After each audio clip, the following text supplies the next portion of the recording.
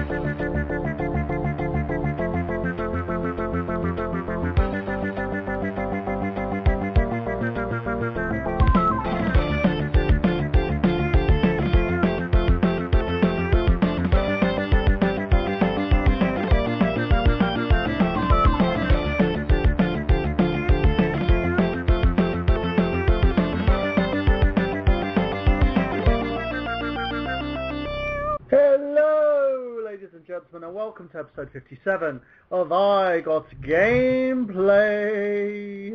Now, this episode has been it's kind of a weird one because we're actually missing a few people. Hopefully we'll get them on the show. They'll be available eventually. But we've got a very packed show. It'll be our first show on our brand new network. And yes, brand new. We are actually live on the Retro Unlim Network. It's the first ever network produced by Retro Unlim for lovely people like myself who love gaming. And speaking of people who love gaming, of course, I want to introduce you to the host of tonight's show. So let's start with the man who puts the X in the XS Gaming podcast. That's Mr. Xander. I think I'm so sexy it hurts. Scullion. Yeah, pretty funny. What's up, everyone? And I want to say I'm sorry I wasn't there last week. I was really, really sick. While you guys were talking about Smash Brothers, I was like passed out. He had herpes. Yep, I had herpes all over my mouth. It made him comatose. Also, we've got two of them. Yes, not just one, but two of the full Getting Your Nerd On, of course. We have Zach Latour and Kyla DiPietro. Woo! What up, players? What's going on? Nothing much, Zach. What have you guys been up to? Well, I wanted to let you guys know I'm not wearing pants in that picture. Yeah. Awesome. Got it. He's wearing a shirt and tie in this picture, and we all wondered if he was actually wearing pants or not because the majority of us said that we wouldn't wear pants. Is that an 8-bit tie you're wearing? Yeah, it is. Yeah. That's awesome. Yeah. Also, Kyla, how have you been? What have you been up to? I have been playing a buttload of my 3DS. That's what I've been doing. I still haven't received a friend code, by the way. That's just not on. Actually, that's not true because I sent you mine personally, and you didn't add me. How long did it take you to add me on the PS Network? How long? That was the worst laugh ever. I thought he was glitching out. I kind of was. That's the laugh of a clown that's raping someone. I am not going to say that I am, and I'm not going to say that I'm not. So yes, I think I need that friend code post haste. Anyway, introducing the man himself. Of course, he puts the rose in rose-coloured reviews and rose-coloured Let's Play because he apparently likes roses because he's a bit gay. No, not really. His name is Mr. Travis Goss. Hey, how's it going? And it's funny you should mention about roses. My fiance's birthday was this past Wednesday. She was at January 1st. Awesome. And I sent her a dozen yellow roses. So it's funny. Aww. That's cute, but I think yellow roses mean friendship. I know, but yellow's her favorite color, and she loves roses, so that puts two and two together. You should have sent her brown roses. I wonder what that would mean. I think that means you're dead. You're dead to me. Damn you, woman. Thank you for making my whole life a nightmare. Damn you, foul woman. And also, the man making his return to the show, a gentleman like no other. He is a scholar and a bit of a prostitute as well at the same time, is Mr. Sean. I think I probably am going to get herpes after this next episode. Walker. Happy New Year, bitches. Happy New Year. What have you been up to, apart from not playing Batman? Well, you know, it's coming. It's coming. I don't want to see it coming. I don't want it really coming slowly, because if it does, then we're all going to get it. It's going to be like a volcano explode. We also got the gentleman who is co-anchor of I Got Gameplay, Mr. 90s Kid himself, and a gentleman who might be actually introducing his own new show onto the Retro Unlim Network. He is Mr. Miguel. I am so amazing that it's unreal when I have problems with Google Hangouts and I want to kill everyone in Google. Leon. Well, let's not be too hasty with that announcement yet. Let's wait for the end of the show when we talk about the plugs and whatnot. Hopefully, I'll get it right this time. But yeah, we'll see how that goes. Other than that, yeah, I wasn't here last week. Not due to sickness. It's just UFC 168 was on, and I had to go see it. I had to see Silva break his leg in half.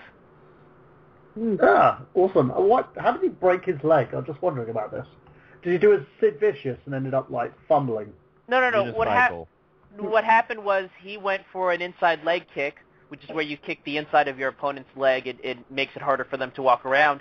And his opponent shin checked him. It's where you use the meaty part of your shin to block. And I guess he kicked him so hard and hit broadside that his ankle literally snapped in half. Like his foot wrapped around the other guy's shin. It was awesome. I thought it was the shin itself that kind of snapped, because that was like rubber in slow motion. It might have been the shin. It might have been the thin part of the shin then, because I mean Silva's got spindly legs as is.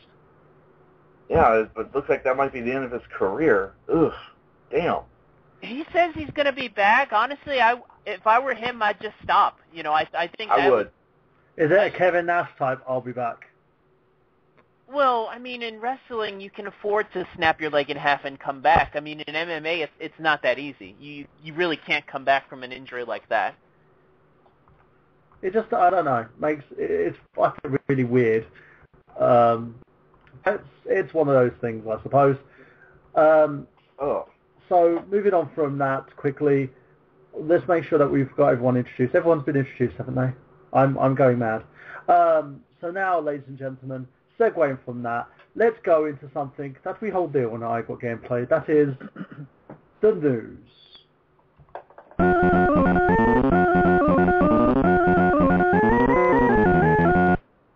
Zach Latour, what's in the news this week? I got a couple things for you. The first one I want to talk about is, I think this is actually really funny, is there's a company, I'm looking for them right now, and they are making hookahs and vaporizers out of old GameCubes. So you can either buy these. That is cool. Yeah. So, but the funny thing is, like, the actual hookah hose part connects into where the controller plugs in. So you can have 4 of them, and you can, I guess, buy them in different colors, and you can also buy some that are wireless and some that are wired. So that's pretty sweet, I think. It's called the Vape Cube. Ladies and gentlemen, we've also got another member of Retro Unlim with us today as well, Mr. John Latimer. John, how's it going? All right, Michael, can you hear me? I can hear you. You're awesome. Your sound is so crystal clear. Zach was talking about the fact that they've got there's a new story out about a company that they're using old GameCubes so people can smoke out of them? Yeah, exactly. Yeah. Oh. Smoke out of them. Oh, no. I'm okay with that, honestly. I mean, you've got all these extra GameCubes floating around in the ether. You might as well put them to good use. I remember recycle them. I remember Yeah, I remember back when the GameCube was starting to be phased out. I mean, even a year before the Wii came out, when you could get those for free by getting an EB Edge card, seemingly. I mean, they were just all over the place. People abandoned them, and it's great that somebody's actually putting these things to good use. And by the way, let me just say this: I don't know much about hookahs, but I'm guessing they're probably not the sturdiest things, considering a lot of them are probably made out of like glass or sensitive material. Yeah, they're really not. They can knock over so easily. The thing about it is, though, as well, think about it this way: these things you can't usually use them to smoke with your friends, from what I've seen. So this is actually kind of cool.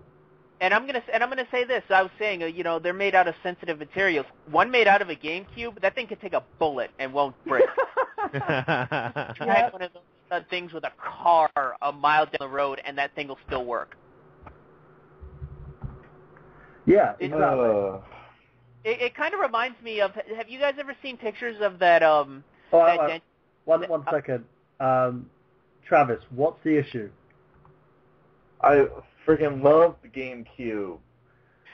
I mean, I love it. Oh my gosh! And I don't know. Maybe it's just the cynical part of me that says this is pretty stupid. But I mean, it's to each your own. I mean, I see recycling. And four people can connect to it to get high at the same time. Wonderful. I mean, that's great, but no, don't do it to a GameCube. Come on. Yeah, I think this is an example of Travis's childhood just being taken over. Does it hurt right in the childhood, Travis? Yeah, just right in the childhood. I will say this. I saw an e-cig with a NES controller shelling that I was like, holy crap, I want this. I thought that was kind of cool. That's awesome. Speaking of right in the childhood, we have a member of Retro Unlim here with us tonight, a gentleman who was on a live streamcast yesterday night with myself and John, and also some amazing people, including Stuart Ashens and Larry Bundy Jr. He is a man of a few words, well, apart from the ones that he likes to swear about, the console snob.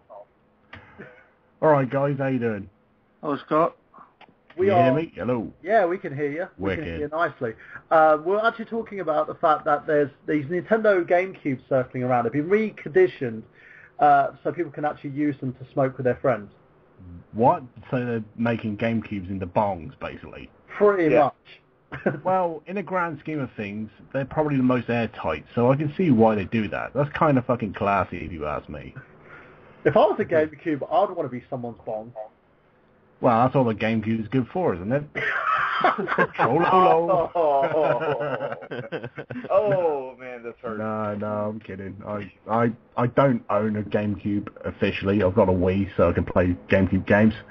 And yeah, there is quite a few good titles, but I rather enjoy them while I'm stoned. So if I make my GameCube into a bong, that'd be even better. I just advise you not to be smoking your GameCube playing Eternal Darkness. Like a Cypress Hill advert, isn't it? So, Miguel, you were going to say something about something else that was being recommissioned? Yeah, I was thinking this kind of reminds me of, I don't know if you guys have seen the pictures of it. They're that dental company who bought up a bunch of old Atari Jaguar shells and started using them as like for dental equipment. I think they've used them for like a shelling for some type of oral camera kit that dentists use. I've seen photos of them. Yeah, X-ray, I online. think. Yeah, I think it's an X-ray machine. And that's now you're talking my sort of console. Now that is depressing because the Atari Jaguar, in my opinion, is one of the best consoles of all time. Really? No, of course not. I'm taking a piss. The depressing part of that console you was... learned to fly. Yeah, that's exactly what's the depressing part. Where did you learn to fly? Or where did you learn to get high? Yeah, exactly. That's the only woman that would ever tell her to shut up. And she probably wouldn't. So, Zach, what else you got for us? Okay, I have, Zach. Yeah, Zach to me. I was going to say, I'm like, Jesus Christ, Zach, what happened? His balls went right back in. Yeah, it's true, they did. So, my portion of the news is how Disney bought, So, Use your words, Kylie. I'm so sorry. Okay. I'm sorry. So Star Wars comics are now leaving Dark Horse and going to Marvel Comics. I don't know why that was so hard to say. Well, as another news post has happened, a lot of Marvel gaming franchises have been pulled digitally, so it's probably Disney reining in their IPs, I guess. Yeah, well, Disney owns Marvel Comics now, so they're just obviously gonna put it out to something they own instead of, I guess, putting it out to a different company. Well, everybody knew that was going to be the case as soon as they bought up the Lucas property. That was the first thing people thought was this is going to be the end of the Dark Horse franchise, because I mean, obviously, if you had the ability to keep all of your stuff in-house, why wouldn't you? So it doesn't surprise me that that's the case. It was bound to happen eventually. I'm surprised that it lasted this long before they pulled the plug on that. Well, licenses, they gotta wait. It's not changing until 2015. So yeah, it's just waiting to the lease to run dry, basically. Yeah, pretty much, yeah. So and yeah, in terms of the Marvel stuff being pulled from a lot of the other digital stores, I really don't know what to say about that, except maybe they're strong-arming the online distributors for better deals. Maybe they're just thinking like, let's pull them now, and if they want them back, we can renegotiate a bigger deal. I mean, that's something that's the scummy side of Disney that most people think about, and I could. It sucks, but I could see them doing that. I mean, the only other option is probably they're making their own distribution deal, and honestly, I don't know how that would be more beneficiary than to be having it on the PlayStation Store and the Xbox Live Marketplace. Well, this has happened before when it comes to digital distribution. You see it on Steam all the time. One game will be on there one day, and it won't be there for about a week, and it will just mysteriously come back. So I'm guessing it's probably just some sort of legal issue they got to iron out before they're, I guess, will roll them more back out onto the digital platforms. Yeah, it's when it comes to these sort of things as well, you hit the nail on the head. This is also one of the reasons why you can't trust digital. If there's a physical copy of a game out and there's a digital copy, I'm always going to go for the physical, because the fact is you never know when that game's gonna let go or something's going to expire on it, that you can't actually play it or have any access to it. That is not 100% true, Mike, because I do own a few games that have been on Xbox Live and they're no longer on Xbox Live, but I can still download them from my previous downloads. I still play it. Yeah, I've got Outrun on Xbox 360, which has since been pulled because they lost the license for Ferrari. For what? For the Ferrari cars. Ferrari. It's Scottish for Ferrari. Right, John. Ferrari, okay. Ferrari. Yes. Sorry. I will be translating tonight if it gets a bit too Scottish.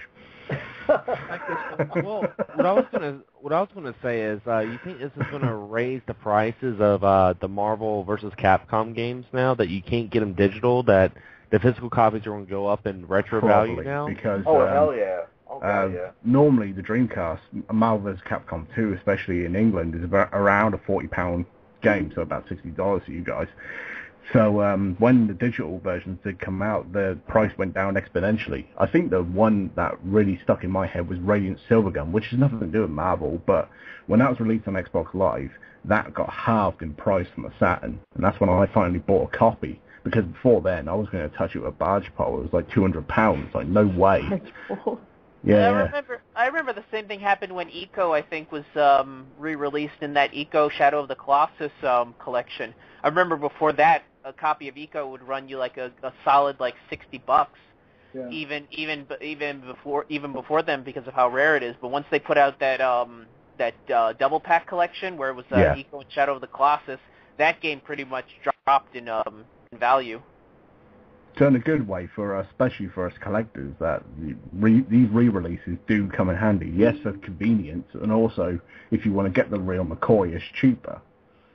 I think it's funny. Like some of the more notable rare titles have seen re-releases through digital. I mean, either that or remakes on other platforms. Like in the case of games like Guitar Man, you got stuff like Rez, obviously, Marvel vs. Capcom 2, Eco. A lot of games that used to be like, the holy grails of modern games have kind of seen the light of day again, and I wouldn't say they're not worth as much as they used to be, but when you could just download that game for when one person can download that game for free, even if you have the physical copy of it, it still kind of takes the luster out of it. Well, yeah, and with me, with Marvel vs. Capcom 2 especially, I own it on the PS2, I own it on the original Xbox, the Dreamcast, on the Xbox 360, so I'm kind of a fanboy when it comes to that game. All I have to say is the people that collect retro, that just like want to hoard millions of copies of a certain game, just trying to get rich with reselling, I love it when this kind of stuff happens. I just laugh at them, you know. I'm like, oh, you got 3 copies of this game. Oh, the value just dropped. Oh, lucky you. It's like those are for the idiots that spend like $1,000 per bloody cartridge and end up trying to basically force it down people's throats. Yeah, but that's the thing. The retro gamer market is not solid. A game that any time could be re-released or remade. So if you're thinking, oh, I'm going to hold on to this game, it's going to be $200 in a year's time, that's not that might not be the case. It might get re-released on a platform, and it's fucking 20 quid again. Yeah, no, I agree with you totally. So let's move on for that to another little bit of news. Kyle, have you got anything else for us? I don't, but I think Zach has one more. I have one last bit of news for you guys. Go for it. There's this game. I'm not exactly sure how you pronounce it. I think it's Bravely Default. It's a 3DS game coming out next year. Yeah. It's a Square game. I've heard of that, yeah. And apparently, if you guys saw our newest pickup video, Kyla got Lollipop Chainsaw. Oh, I love that game. The funny thing is, in the very beginning of the game, they stressed that she's 18 years old. Yeah. She just had her birthday, and it's funny that they have an achievement where you can look up her skirt and see her underwear and stuff. Anyway, so this game, Bravely Default, it takes place is a game that uses 15-year-old girls, and unfortunately we're using 2 systems. We're Skyping on a phone and we're using a computer, so I can't send you guys the link, but it's on Kotaku. Anyway, so you look at the Japanese picture and it's a girl, and she's really not wearing much clothes. She has these small underwear and this thing tied around her body for a bra type thing, and so she's going 15. So anyway, I guess what's coming to it. What's up? Post it on Facebook. I will find this. Okay. Let me find this. Yeah, John, I'll post it. Yeah, later. I'll send it to you right now. Here it is. Well, the thing is as well is that quite a lot of Japanese games are like that. They always have these questionably young girls, and they're scantily clad, and it's kind of awkward. Like Death Smiles. Yeah. Death Smiles on the 360 is one of my favourite games of all time. You look at the front cover, I think there is, the girls that are on the game are the ages between 12 and I think 20, but it's still kind of, you feel a little bit wrong when you start thinking too much into it, Right, yeah. So, yeah. Keep in mind the age consent limit in Japan is a lot lower than it is here in the States, and the leeway that they give in terms of formalities and things like that of what you can and can't do is a lot different. I mean, I remember I remember when Doug Walker was doing his retrospective on the Sailor Moon series, he made a mention about how he had put Sailor Moon on the list of top 10 sexiest cartoon characters, not realizing that in the show she's technically 12 years old. Yeah. So he actually went over the rules, this is what the laws are over in Japan, and why this is what you can and can't do and things like that, and yeah, that you can get away with a lot more in terms of age over there than you can here. And there's also a ton of Sailor Moon porn, but let's move on from there. Well, yeah, I think whoever you are, you've actually watched the Sailor Moon porn. Okay.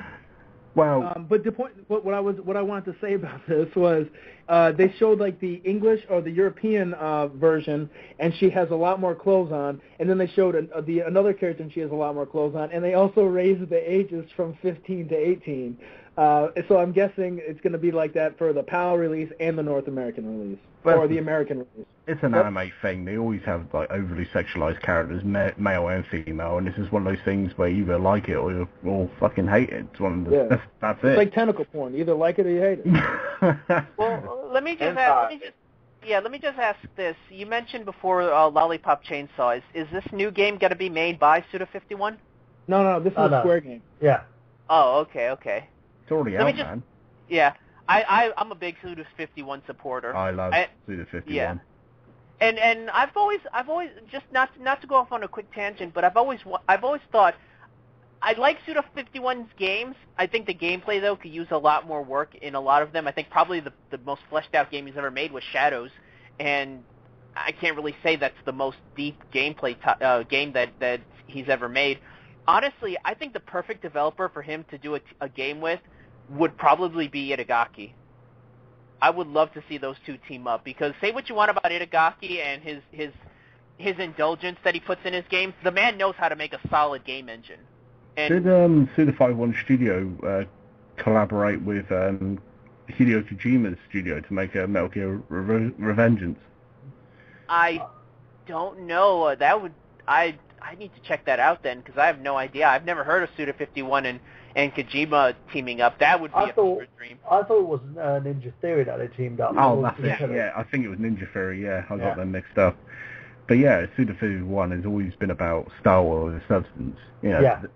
The very first No More Heroes, it was just, the control-wise, was just so fucking clunky, but you played it because the game was just insane. It was hilarious. The second game could win an award for the second game could win an award for most improved sequel, because that felt right. And then they re-released the first one on the PS3, and that's when I finally sat down and completed it. Because on the Wii, I lost interest playing the Wii version, but the PS3 version I really did dig. I really did enjoy it. I just remember being in the living room playing the game, looking like I'm bashing one off, and having my recharging the sword. Yeah, my ex-mother-in-law just walk into the room and just look at me, and I'm just like, it's not what you think. I'm playing a game, and she's like spitting at me and calling me names. I was like, no, it's the game. Because they just recently released Killer is Dead as well. I really want to get hold of that. I haven't played it yet. It's gone down in price a lot at the moment, so I want to actually grab myself a copy. Maybe I can get one pre-owned. So going on from that, I might as well bring out this next story. It's been reported that apparently there's a survey that went down stating that Xbox One owners watch less porn than PS4 owners. And the relevance is what? It's relevant because apparently a lot of people, because they haven't got any games from Sony as of yet, decide that they want to use their PS4 to watch a ton of porn. Brings a whole new meaning to Xbox Turn On. Exactly. Now, apparently as well, the same survey has actually stated that PS4 owners like to watch lesbian porn, whereas One owners like to watch anal porn. There's NSA money going to good use. So that shows the reason why Xbox One owners are a bunch of arseholes. So there we go. I don't know about you guys, but I don't really care to see anal in 720. Call me a snob. Call me a snob, but I like my 1080 porn. You know, it's funny that you said 1080 because I thought you were going to say you wanted to see less quality. But the same company that actually deals with the app for these systems are actually looking at releasing the app on the Wii U. So Nintendo won't be getting that away from them, but well, they are looking at. Let me just go out on a limb here and say I'm guessing the reason most people don't use their Xbox One for porn is fear of the Kinect watching what they're doing. No. They do. The list actually says that's one of the news articles said that. It said that maybe people just feel weird because there's a fucking camera looking at you beating your dick. The list actually said there's 35% watch it on the Xbox One, whereas a whopping 65% watch it on the PS4. So there's not that much of a margin there. A lot of PS4 users have been using the PS4 to live stream sex on Twitch.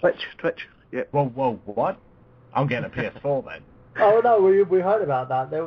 Twitch have been banning people in their accounts for doing that because a guy basically raped his unconscious wife on live stream or something like that. That's fucked up.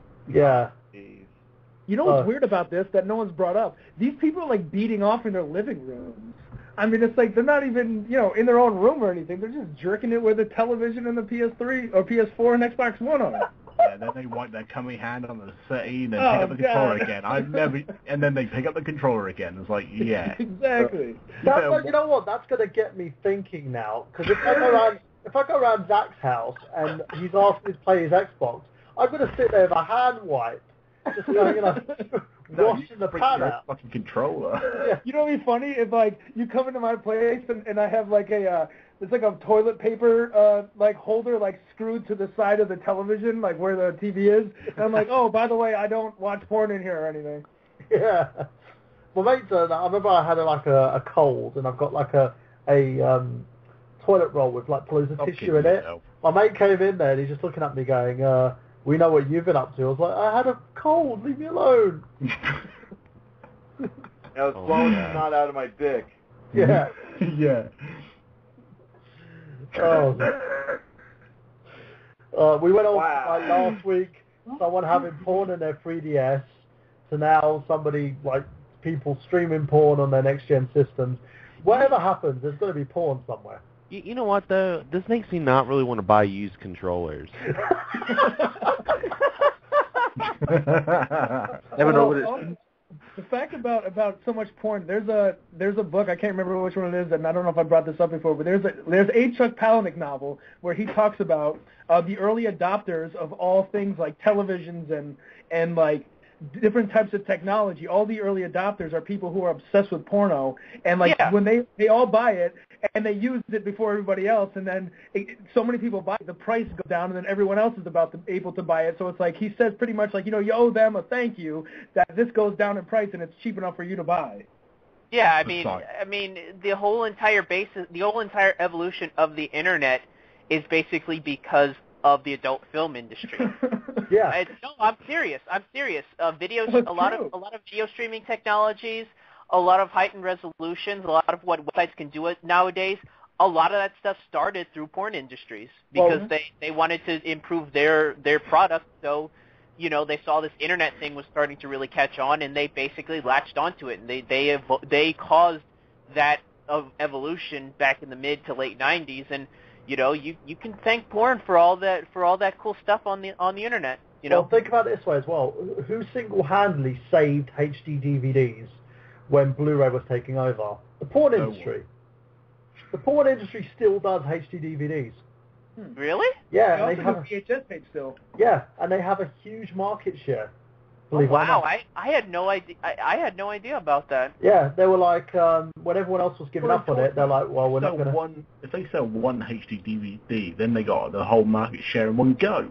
Yeah, it's just the way that they're refusing to sort of step away from that and go over to Blu-ray. They want to... No, I don't think it's that. I think it's that they... Okay, so like when I was in California and I would go to a porn store...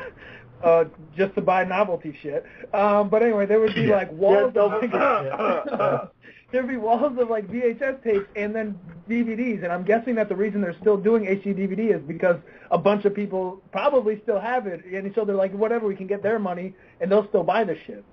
I actually still see an HD DVD attachment for the 360 now and then at like flea markets and stuff like that, and I've thought about picking it up.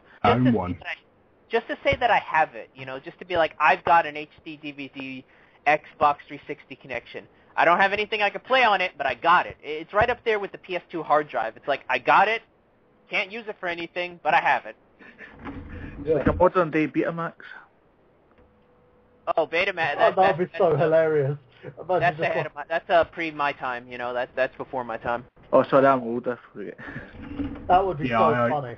I own a HD DVD, and I think I've only got 2 movies. I got a 300, but everyone fucking had that when that first came out. Oh, I can't remember the other one now. I think it might be I think it was The Matrix or something. Whatever. But yeah, I bought one when they finally got discontinued, and they dropped down to like £20, and I was like, oh, I'll pick that up. And then they were like 50 for the HD DVDs. I was like, yeah, get in, I'll buy a couple. But yeah, I've not seen them out in the wild since then. I've seen the unit, but I've not seen the HD DVDs around at all. They've just fallen off the face of the earth. They really made a bad...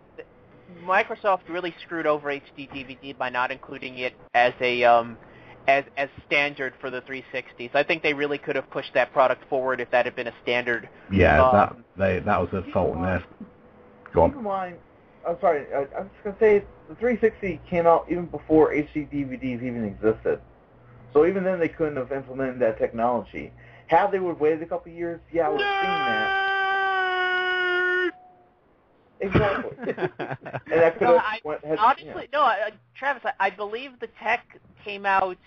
I think they were still in development of the tech, so yeah, maybe the mass market versions came out after the 360 was out, but they could have implemented the technology and been the first, kind of in the same way how PS2 was one of the first DVD players that came out, if I'm not mistaken. I mean, PS2 one of the reasons that's why existed in the mid '90s. Yeah, it's the sole reason why DVDs got so popular is because one of the reasons why was the PS2, especially in Japan. They were still using VHSs and they were adamant they weren't going to change. So when the PS2 came out with a built-in DVD player, that's when DVDs finally become a medium. It's in the same way with the PS3 with the Blu-ray player. You know, when the Blu-rays come out, they were fucking expensive. The players were even more expensive, and the PS3 was the first affordable, back in the day, of Blu-ray players. So it made sense to drive the format with some sort of media-based console. Well, going on from that one now, let's go to Mr. Xander Scullin himself. Xander. Hold on. Before we do that, let's introduce the newest addition to tonight's episode, Braden. I was going to introduce him as soon as he got his headset. Oh, okay. I got my headset. Oh, you got it on. Braden, welcome back to the show. I know it's kind of weird because we've kind of been stopping and starting kind of recently with the shows, and because on the last network we were on, we were doing 9 o'clock starts. Jumping from network to network, time slots changing. Well, this is the final time, I promise. Yes, okay. I heard this is a great topic. You guys talk about gaming memories up in here. So. Yeah, and before we're doing that, we're talking about gaming news. And just to enlighten you a little bit, we've covered porn on the Xbox One and PS4, because apparently that's all they're good for at the moment. We've covered the fact that a lot of porn outlets stock HD DVDs, and also that Japanese people like minors when it comes to looking at sexual adults. I also heard, speaking of porn, that a child or whatever got like a Nintendo 3DS or something recently, and it was filled with porn. I don't know if that was a story any of you guys heard. Yeah, that was covered. That was going on in the news sites this week too. What's with all these porn-filled consoles all of a sudden? The ironic thing is, there's a masturbation makes you go blind, and so does the 3DS. So perfect match if you ask me. And to be fair, though, I don't think porn is something that really works well when it comes to 3D. I don't know about you. It honestly just kind of scares me in a way. The gigantic boob. Oh. No. It's more the ending. You know, I'm kind of sitting there all of a sudden. I feel like I got to turn my head away from the monitor. Like, oh God, I got it. He looked me in the eye. All right. He looked me in the eye. He doesn't want to be shooting at the screen there, any three-dimensional perverse shit. Shoot now, ask questions later. So, Xander, what have you got for us in the news before we derail this even more? I don't really have a whole lot of news. I got some personal news. I bought a Wii U last weekend. Yay! So I got a Wii U now. I'm pretty excited with that. I've been playing Super Mario 3D World and just having a blast. Some fun. Yeah, looks like it's the console. I'm hoping to pick one out tomorrow, actually. That's worth getting at this point over the other two. Like, it seems like it's the one that's going to have the good library of games throughout this next year. And it's cheaper, too. Yeah, the Wii U, compared to, like, the other two. Like, it's got a lot of decent first-party stuff coming out, yeah. What's coming for the PS4 or Xbox One next year? If I get a Wii U tomorrow, it'll be the second time I've owned one. Because I bought one on launch day one. I played it, especially Zombie U, I played that an absolute ton. Loved that game. But then I looked at the launch window, and the time Monster Hunter came out in March, and I loved Monster Hunter, loved the series. But when I played that, it's just basically a HD rehash of the Wii version. I backed out. I was so pissed off, and that's when I sold the console. But now I've gone back to it thinking, you know what? I didn't give the Wii U enough of a time to really blossom. And at the moment, there's still not many games that really appeal to me that much. But I'm going to get one just because I'm a fucking console collector. I don't call myself a console snob for nothing. Just to let you know, guys, we've got another little story here. Apparently, a hacker group by the name of Dirt brings down Xbox Live. On Twitter, Dirt posted a tweet about bringing down Live, and people on various gaming forums are already facing issues in being able to sign into Xbox Live and its services over Reddit. People are also reporting issues in comments. According to the site, there seems to be a surge of reports relating to Xbox Live being down and facing issues. So yeah. Isn't this the same group that took down League of Legends and Yep. Dota, if I'm not mistaken? There is no reason why they should be doing this. It's just a bunch of... Yeah, sorry. Yeah, it's a bunch of script kiddies is what it is. It's a bunch of like guys that just found out how to code in BASIC or C++, and they found out how to put a DDoS out, so they're just kind of dicking around with people's livelihoods. And I mean, they're gonna figure out that this types of actions are gonna get them thrown into jail, and that's when they're really gonna understand why what they did was a bad idea. That's such a Disney way of saying it. Why don't we say there's just no hope, no fucking losers, they've got no fucking pride in their own lives, they've got no girlfriends, and all they want to do is ruin everyone's fun. Fuck those little dweebs. Fuck them up, their silly little asses. And that's why they're going to become bummer bitches. There you go, that's how you say it. Oh, Lord. So, how enlightening humanity can suck. Yeah. So, Travis, you got anything for us? Well, we're going to go right back to when we were talking about how some of the games were being delisted from PSN, XBLA from Marvel, because for whatever reason. It looks like I got a small list of games that are going to be delisted here recently, or real soon, I should say. One of them is Deadpool, which is a game I wanted to play, but you can love look at that the game. I heard the game is really good. Yeah.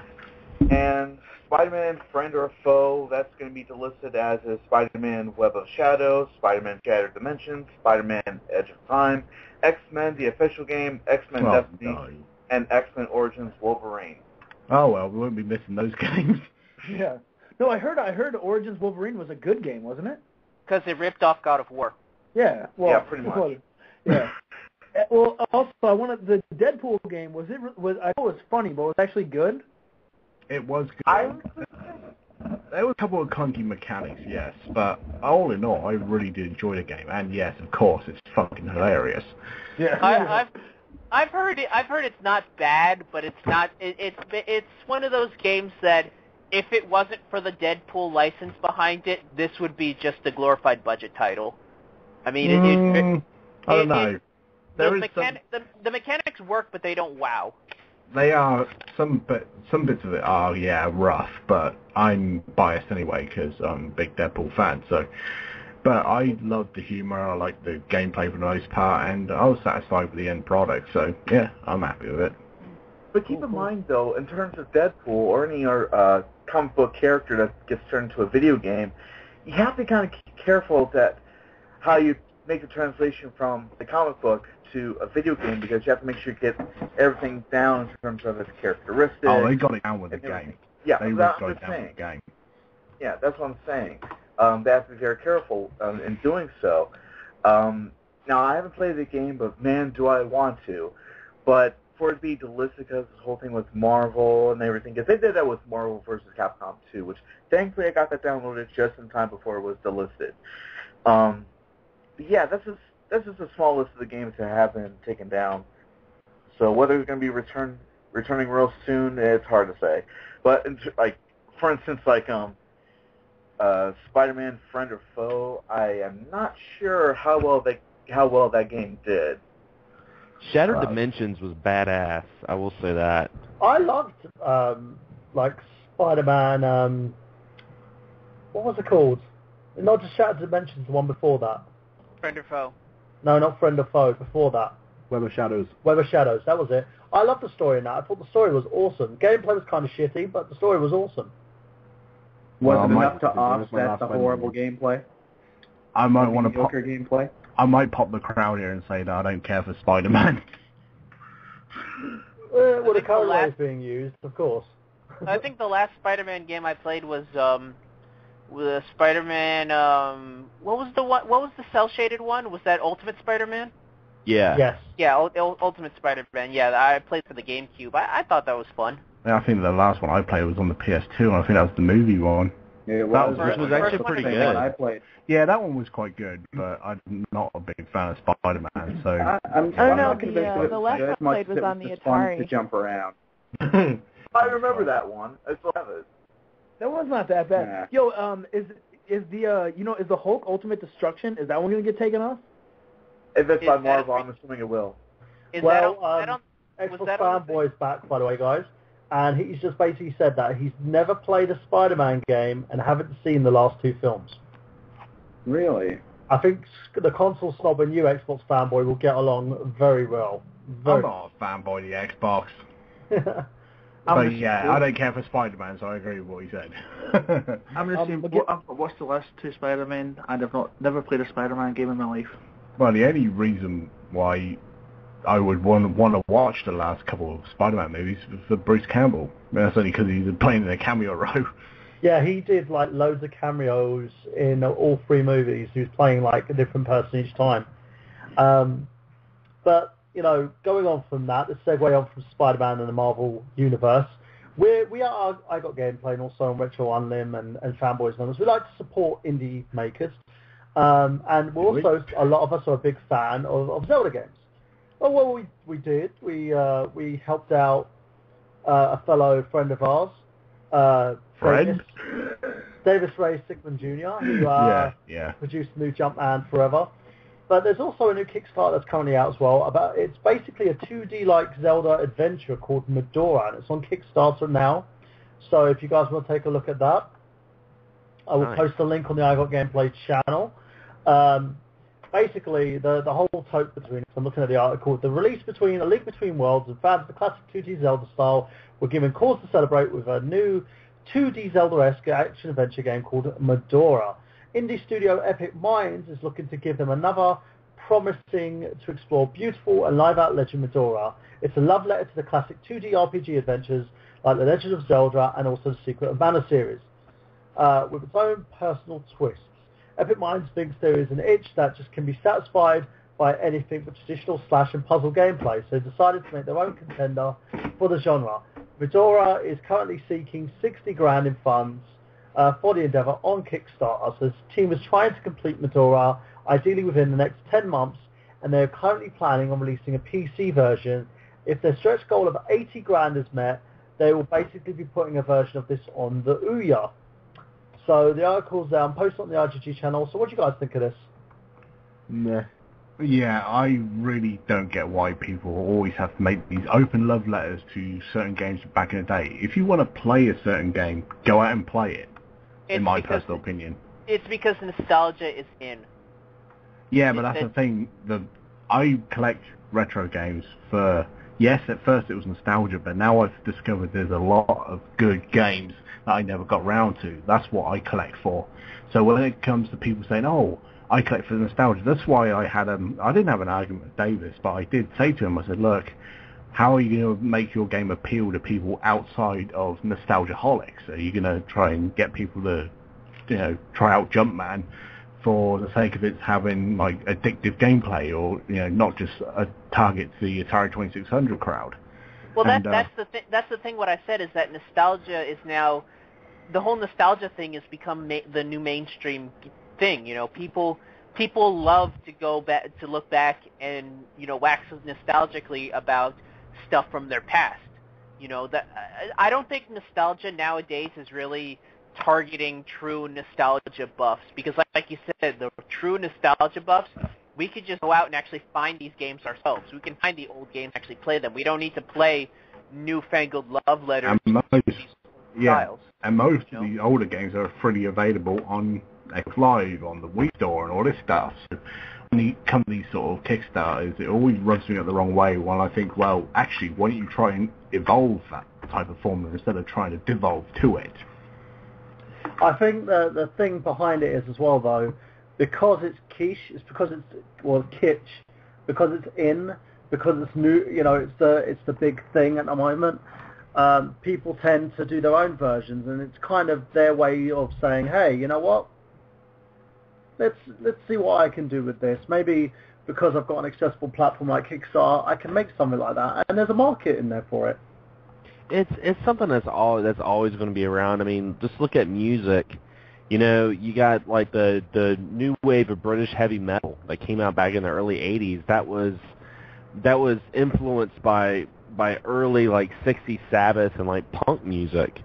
There's a difference between being influenced and trying to cash in on nostalgia, because I agree with that. Yeah, you can be influenced by somebody and still tailor your style to modern eras.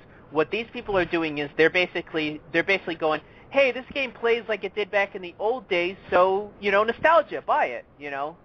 I think a lot of them do make it out of love, but I'm starting to notice with the whole nostalgia kick going mainstream, I think you're going to start seeing more and more homages and love letters in quotes to old games, and I think they're just going to be cash-ins. Well, I'm a big Suda fan. My homage to Suda is I owe boobs. That's literally what I do. So that's my influence from Suda right there. Let's go on to one little last bit of news. Phil Spencer is interested in bringing some Xbox exclusives back to the Xbox One. Microsoft's Phil Spencer seems to be interested in bringing some of the classics back to the Xbox One. The 10 franchises that they need to bring back are including Battletoads, Lost Odyssey, Blue Dragon, Conker's Bad Fur Day, Crimson Strike, Crackdown, Black and White, Master Sword, Banjo-Kazooie, and Viva Pinata. They're looking at bringing loads of different classic titles. Yeah, because those, especially Viva Pinata, it was a bit of a guilty pleasure to me. I loved the first Viva Pinata for some reason, and it makes sense to try and make new games on those franchises because we haven't seen them for 2 years. But it's a good idea, and I think it also plays on the nostalgia, as what Miguel was alluding to before, I don't think this is nostalgia. All those franchises you talked about are all first-party Microsoft titles. I think this is just a matter of they realized we really don't have many first-party games now, especially with Halo kind of dying down and not being the big game anymore. We got to dip back into our library and capitalize on a lot of these things because they have a lot of... He said Battletoads. Battletoads is technically a Microsoft game because they own Rare. They technically own the license. Oh, fuck. Who the fuck made Battletoads back in the day? Was that Rare? Yeah, it was Rare. Oh, okay. It was developed by Rare and published by Trademark. Yeah. Trade West. Trade West, yes. Thank you. Yeah, so they technically have the license. I mean, they're like I said, I don't think it's so much nostalgia as, we got to beat Sony to the punch. Because I'll give Sony credit. They have a lot of solid franchises under their first-party banner that they can really dip into. That really did, especially back in the PS3 era, did sell that console. Right, so Xbox is pretty much playing on people's nostalgia to get into their pockets. I guess you can say that. I think it's just them trying to kind of load up their guns. I don't think it's nostalgia because they mentioned... Loading up your guns. They mentioned Blue Dragon. I mean, how nostalgic is Blue Dragon? Or Viva Pinata, for that matter. Yeah. I don't think any of those titles are like a decade old yet. No, don't you feel like at least 15 years on the market before you're considered any bit of nostalgia? Yeah, a few of those games is worth... Go on. I was going to say, Battletoads, Banjo-Kazooie, and Conker, yeah, you can consider those nostalgia, but Viva Pinata and all those other ones, that's not nostalgia. You need to fill up you need to load up on first-party titles so you don't have to pay your third-party licensing fees. Right. So, I'd still like to see another Blue Dragon, though. Blue Dragon is I love bomb. Blue Dragon. Yeah. It's one of the most underrated RPGs on the 360. Yeah, I agree. Well, the Xbox Fanboy stated that he would love to see remakes of Blades of Steel and GoldenEye. Even though I have corrected him, GoldenEye was already remade. Yeah. Activision, they own the Bond license. No, and there's also a mod for Source Engine that it's basically the multiplayer mode of GoldenEye, but in modern PC form. and that's awesome. I play it quite a bit. I've got GoldenEye Source. That's it. It's awesome. I don't even want to see them make another Conquer because I don't want them to fuck it up like they did in Banjo-Kazooie. Like, I love Conquer. I beat it. I fucking loved it. Beat it many times. I even beat the Xbox one. I loved it. I loved all of it. I don't want to see them ruin that shit. But didn't they censor the Xbox One though? They did. The surprising thing is there's one part when Conquer he needs to have the password to get into a room and the word is fellatio. And it spells it out like in the N64 one, but in the Xbox one, I think he still says it, but it's like it uses like the at hashtag. Yeah, like the at hashtag that shit to kind of fellatio and like that. But it was weirdly enough that it was censored more on the Xbox, but still it was awesome. You know what I'd like to see them come back with? Another version of Fusion Frenzy. No, I have not played that ever. I actually own like a copy of that. I own both of them. I picked them up a couple of days ago, I think, for like a £1 or £1.50 respectively. Yeah. Or Grad by the Ghoulies. Yeah, that game was alright. I got turned off real quick in that game. No, the games I really miss, I don't think they were exclusive to the Xbox, were the Kingdoms of Fire games. Kingdom Under Fire? I think it was. It was basically like a death metal version of Dynasty Warriors. Yeah, I remember that. Yeah, and I picked those games up earlier, a couple of days ago again, and I picked them up and started playing them again. I was like, wow, why haven't they brought more of these games out, So that kind of bummed me out for a second, but... If we're going to go nostalgic and we're going to talk about a Microsoft or a Rare franchise that I want to see them bring back, I got to go with Jet Force Gemini. I want to see a modern-day version of that game. Any of you guys play that game? Yeah, but would you want to see a modern-day version of that game or just a re-release of the original? No, not a re-release of the original, because the original, as much as I love it, it's very much of its time. I think it was very heady for 1999, but if you tried to re-release that game now, I think there would be a lot of people that it might seem so nostalgic that it becomes dated. I'd like to see a modern day update of that game, not an HD re-release. You want to know a modern day update that was complete shit? Was Perfect Dark Zero. Wasn't that the name of it? That game was. I actually like that game. Did you? I hated the controls in that game. Like they were so shit. It was one of the first games I got, and I played it quite a bit, and I didn't have any objections to it. Actually, I think the thing that really I had no interest for was the single-player game, the multiplayer, especially playing it even on Xbox Live, just playing it with bots like I would on the N64. I did get quite a bit of enjoyment to it. It hasn't aged that well, mind you, but that was the original launch title for an Xbox, so go on. No, go ahead. I was going to say for a launch title, it's fine. I had no problems with it, but go ahead, finish. Well, the thing is as well is that back then the only multiplayer shooter you had was that game. So, because Call of Duty 2, the multiplayer system was absolutely borked. So you can play it for, I think it was like 6 months until after the console was released. So the only sort of first-person shooter on Xbox Live you had at the time was Perfect Dark Zero, so everyone was playing it.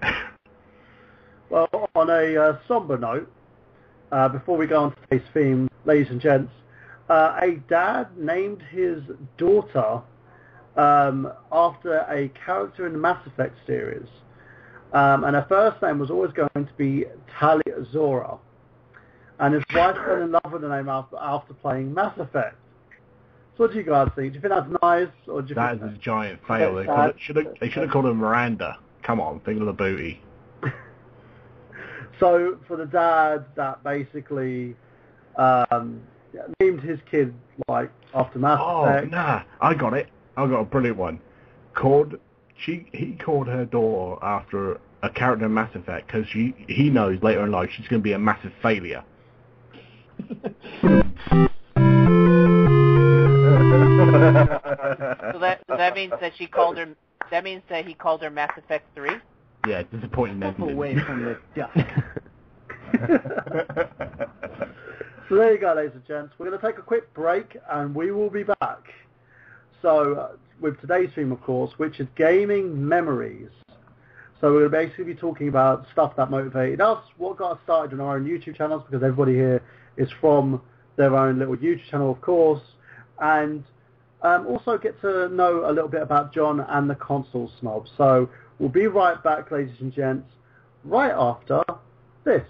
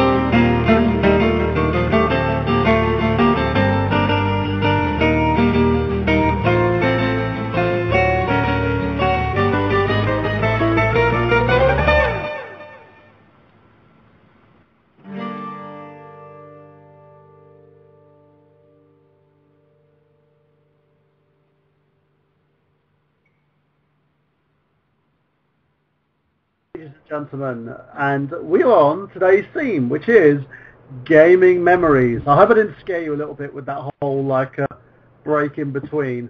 I decided to put out a song there which gives everyone a little bit of memory of what LucasArts left behind. I'll stick with the footage of Star Wars 1313. Thank you very much.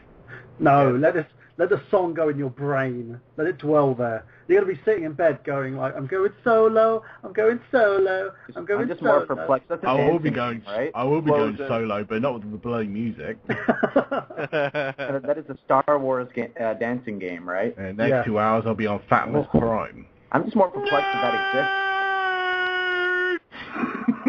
It's impossible! Go on, Brandon. I said I'm just more perplexed that a Star Wars dancing game exists. That doesn't really go hand in hand. Because it was Star Wars Connect, and they never showed this portion of the game on the adverts. All they showed was like, you get to be a Jedi. That would be fucking riot. Yeah, it's like, you get to be a Jedi. And I remember watching a couple of people do Let's Plays on this, and the first person who did a Let's Play, I was watching it, and as soon as it's like, what's this? He pressed the game, got into it. It's like, it's a dancing game. It's a fucking Star Wars dancing game. What the fuck?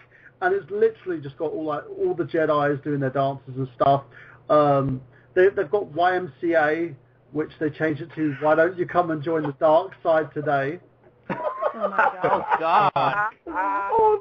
Oh my god! That's the Imperial's fight music right there. Exactly. They also had Genie in a Bottle. They changed it to Princess in a Battle.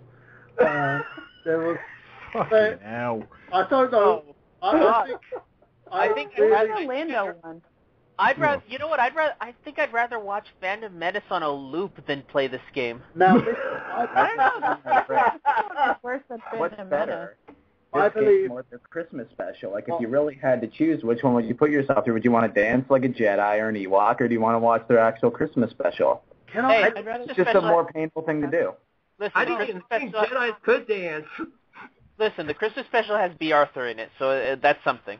In case anybody doesn't know, Lobot is the DJ in that game. That guy with the thing on his head, the guy who's the DJ, his name's Lobot. This is just wrong. So there you go. I think probably in his final days, George Lucas was probably smoking crack and decided to make this game after one of his binges. So let's go on from that, segue on from Star Wars and crack binges, and go on to gaming memories. Now let's talk about basically what got you guys started in gaming, and also what got you guys started on YouTube. And because Scott, you're one of the guys who's a very big presence on YouTube. Let's start with you. A 310 subscriber big presence, yeah. I started YouTube probably, I think in 2009, and I didn't actually do anything what I'm doing right now. I started doing Warcraft videos in the same vein as WoW Hobs, if anyone's watched him. So I was doing like tanking videos, stuff like that, because I've really been tanking in that game. So I started doing Warcraft videos, and then sort of spurned on to little mini-series I made called Forced Enjoyment, which was in the same sort of vein as the Rooster Teeth Forced Enjoyment series that they had, where they just play like terrible games to completion. And yeah, I really pissed myself off playing a lot of really bad games. Then I started doing reviews and trying to be like Classic Game Room. And then I got fed up with that channel, made this new channel, Console Snob, and I've been doing this for 2 years now. And yeah, this channel, I'm finally happy with my content after 2 years, because if you look from the start of my channel, which is youtube.com/GrumpyGamerHD, by the way, cheap plug, all the way to what I do now, it's a complete 180 change to it. I've been very schizophrenic, and I am talking right now very schizophrenic, so shut up. I don't know where I'm going with this one. Get off the stage. Hey, we've already got that. Burhan, if you please. We don't actually have that on this one today. I just put it on the board. What happened? Did you put it on the board? Yeah. Did you put it as IGG Boo, or did you just put it as Boo? Yes. I put it as IGG dash Boo. Then obviously you haven't uploaded it probably because it's not there. I'll say again, basically my YouTube channel just consists of me doing pickup videos, games I've been playing lately, gameplays, and hoping to bring back reviewing. So, I have a very big plethora of different content. So here we go, Miguel. I'll do this one for you, okay? That's got a present. No, that's a good thing, See, I told you it was on there. Where? I can't see it. It's probably. I'm looking at it right now. I just hit it. Okay. Well, let's with your presence on YouTube, Scott, how do you find that your channel's working for you now? Do you enjoy what you do because of the people and the comments that they make? Oh, definitely, without a doubt. When it comes to me, the views and the subscribers they're numbers to me. I'd rather be connecting with people on a more of a personal level than, jerking off to, I've got hundreds of subscribers, fat, it doesn't bother me at all.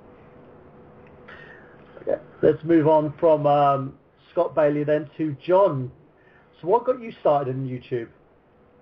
Well, I'll be honest, Michael, and this is not why I do it now, but when I first started doing it, I thought I could make money out of it.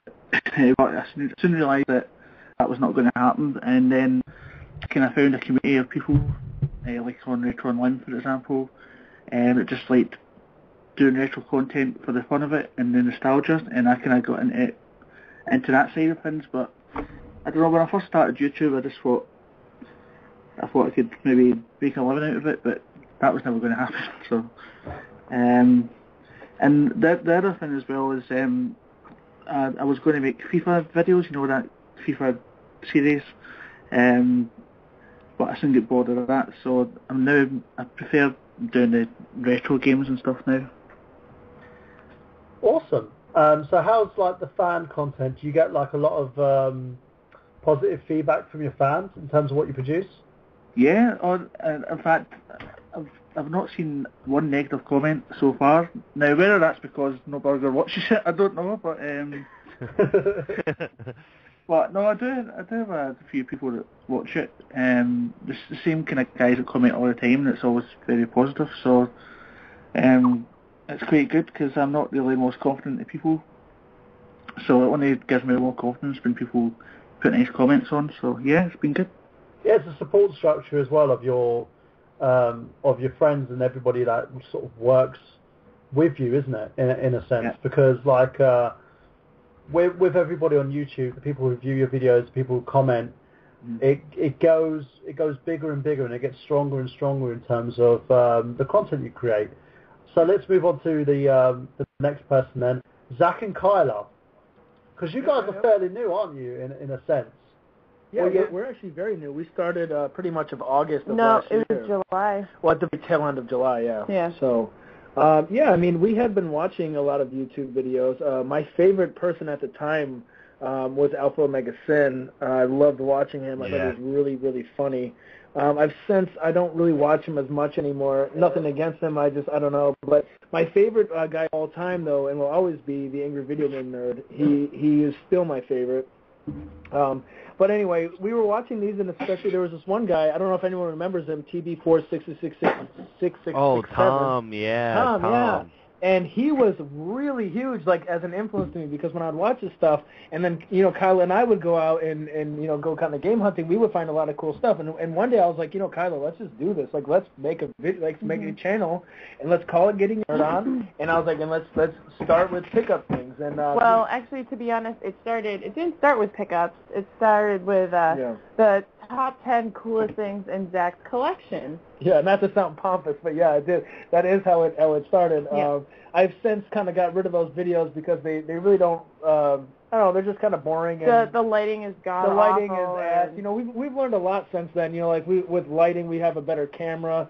We've been better on camera and all kinds of stuff. And we have intro now. We're with Retro Unlim these days, so a lot of things have changed, and it's just awesome. It's so crazy to think that in like half of a year we're on I Got Gameplay, and we're with Retro Unlim, and we have almost 200 subs. It's crazy. Yeah, pretty exciting for us. Yeah, and I'm excited for you guys. I have to admit, you guys have gone from sort of strength to strength. From watching your channel evolve is amazing. Well, thank you. So, what about the next one? Should we go to Mr. Xander Scullion? Xander, your story is actually a bit of a colourful one, isn't it? Because the way that you started, you kind of jumped off from another sort of positive kind of gaming franchise. Let's talk about your influences. Well, I've been watching YouTube for like years. I've always really enjoyed watching YouTube videos. I started with The Nerd and Pete Door's Game Room, and after a while, and this is really funny, how I started a YouTube channel was I started a podcast, and we'll get to that when the plugs, the Excess Gaming, and how I started a podcast, so was I was listening to All Jane Gamers.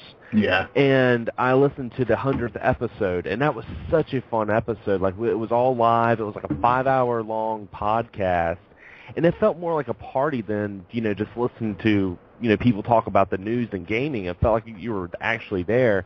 And I was like, man, I want to start doing this.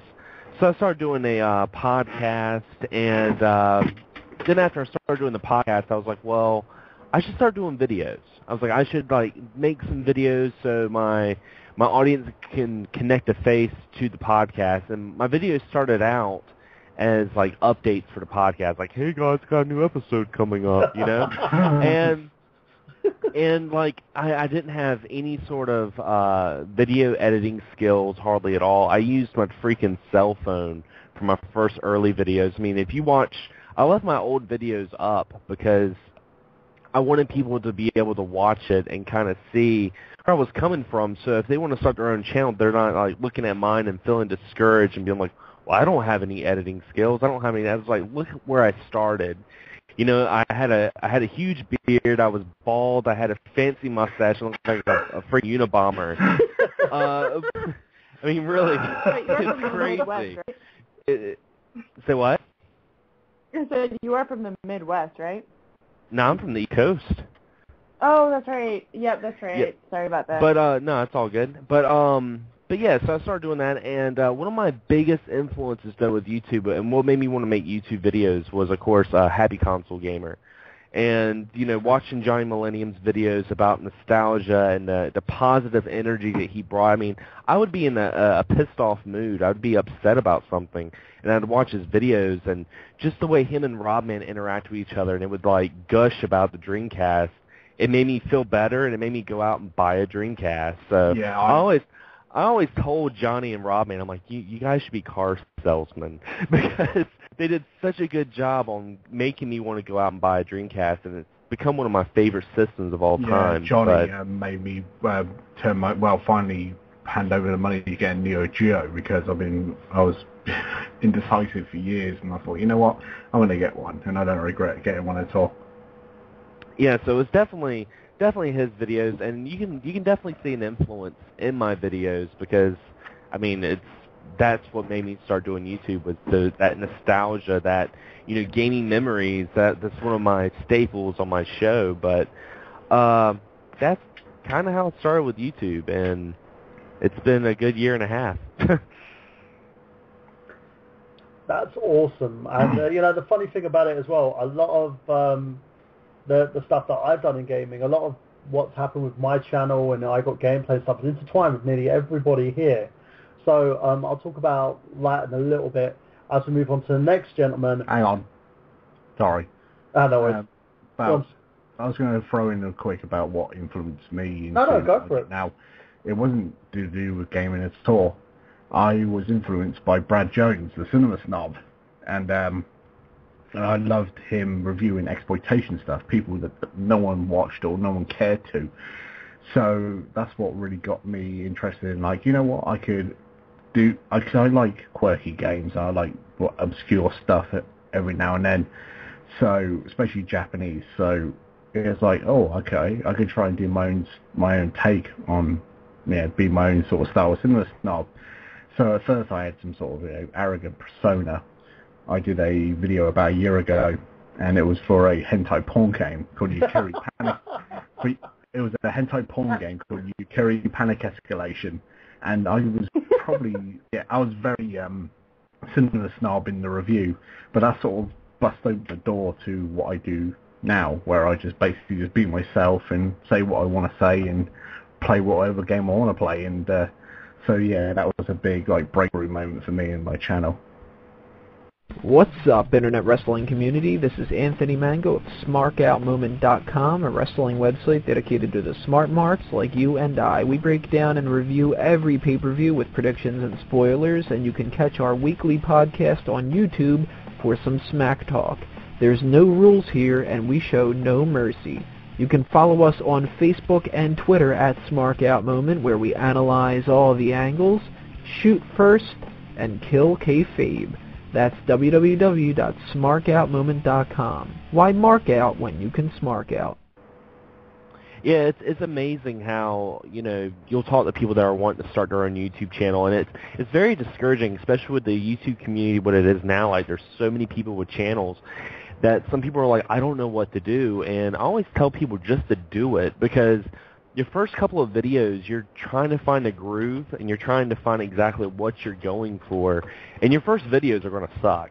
I mean, it's like picking up the guitar. You know, when you first pick up the guitar, you're not going to start shredding like Van Halen. You're going to play Twinkle Twinkle Little Star and feel like a badass. That's just how it goes.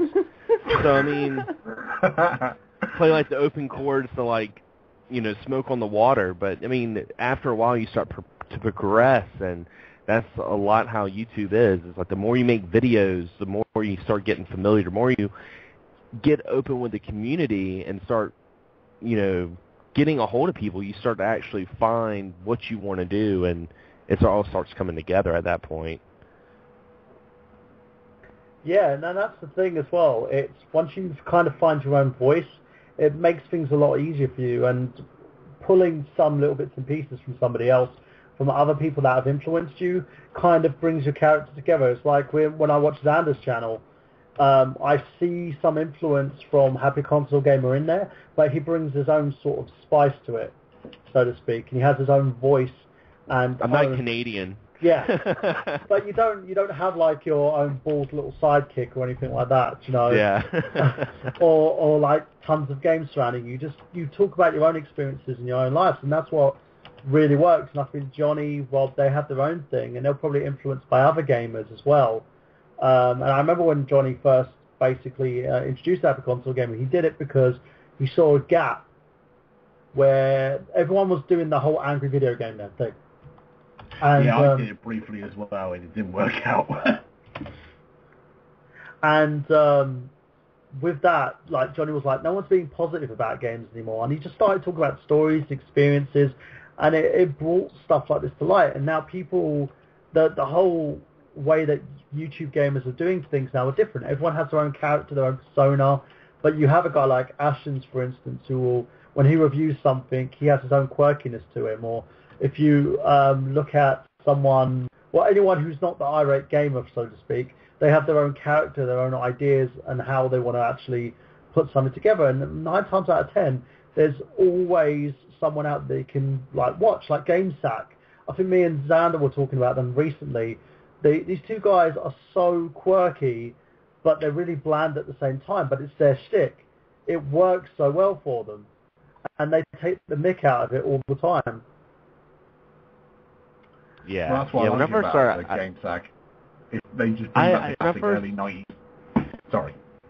No, I was going to say was at first, I didn't really like GameSack when I first watched them because the acting was so bad. I'm like, I was like, this is so weird, but after I couldn't stop watching it, and once I started watching more and more episodes, and I'm like, okay, these guys, the production value is stellar, and they really know their stuff, and they just grow on you. Yeah, and it's kind of like John Gamester in a sense as well. He doesn't have that whole sort of charisma kind of delivery side of things, but he has a ton of knowledge. Yeah, he's very deadpan in his delivery. Yeah, but he has a ton of knowledge in his own style, and he works because he knows what he's talking about, in a sense. And it's fun to see stuff like that. And with guys, you don't have to be the most charismatic person out there.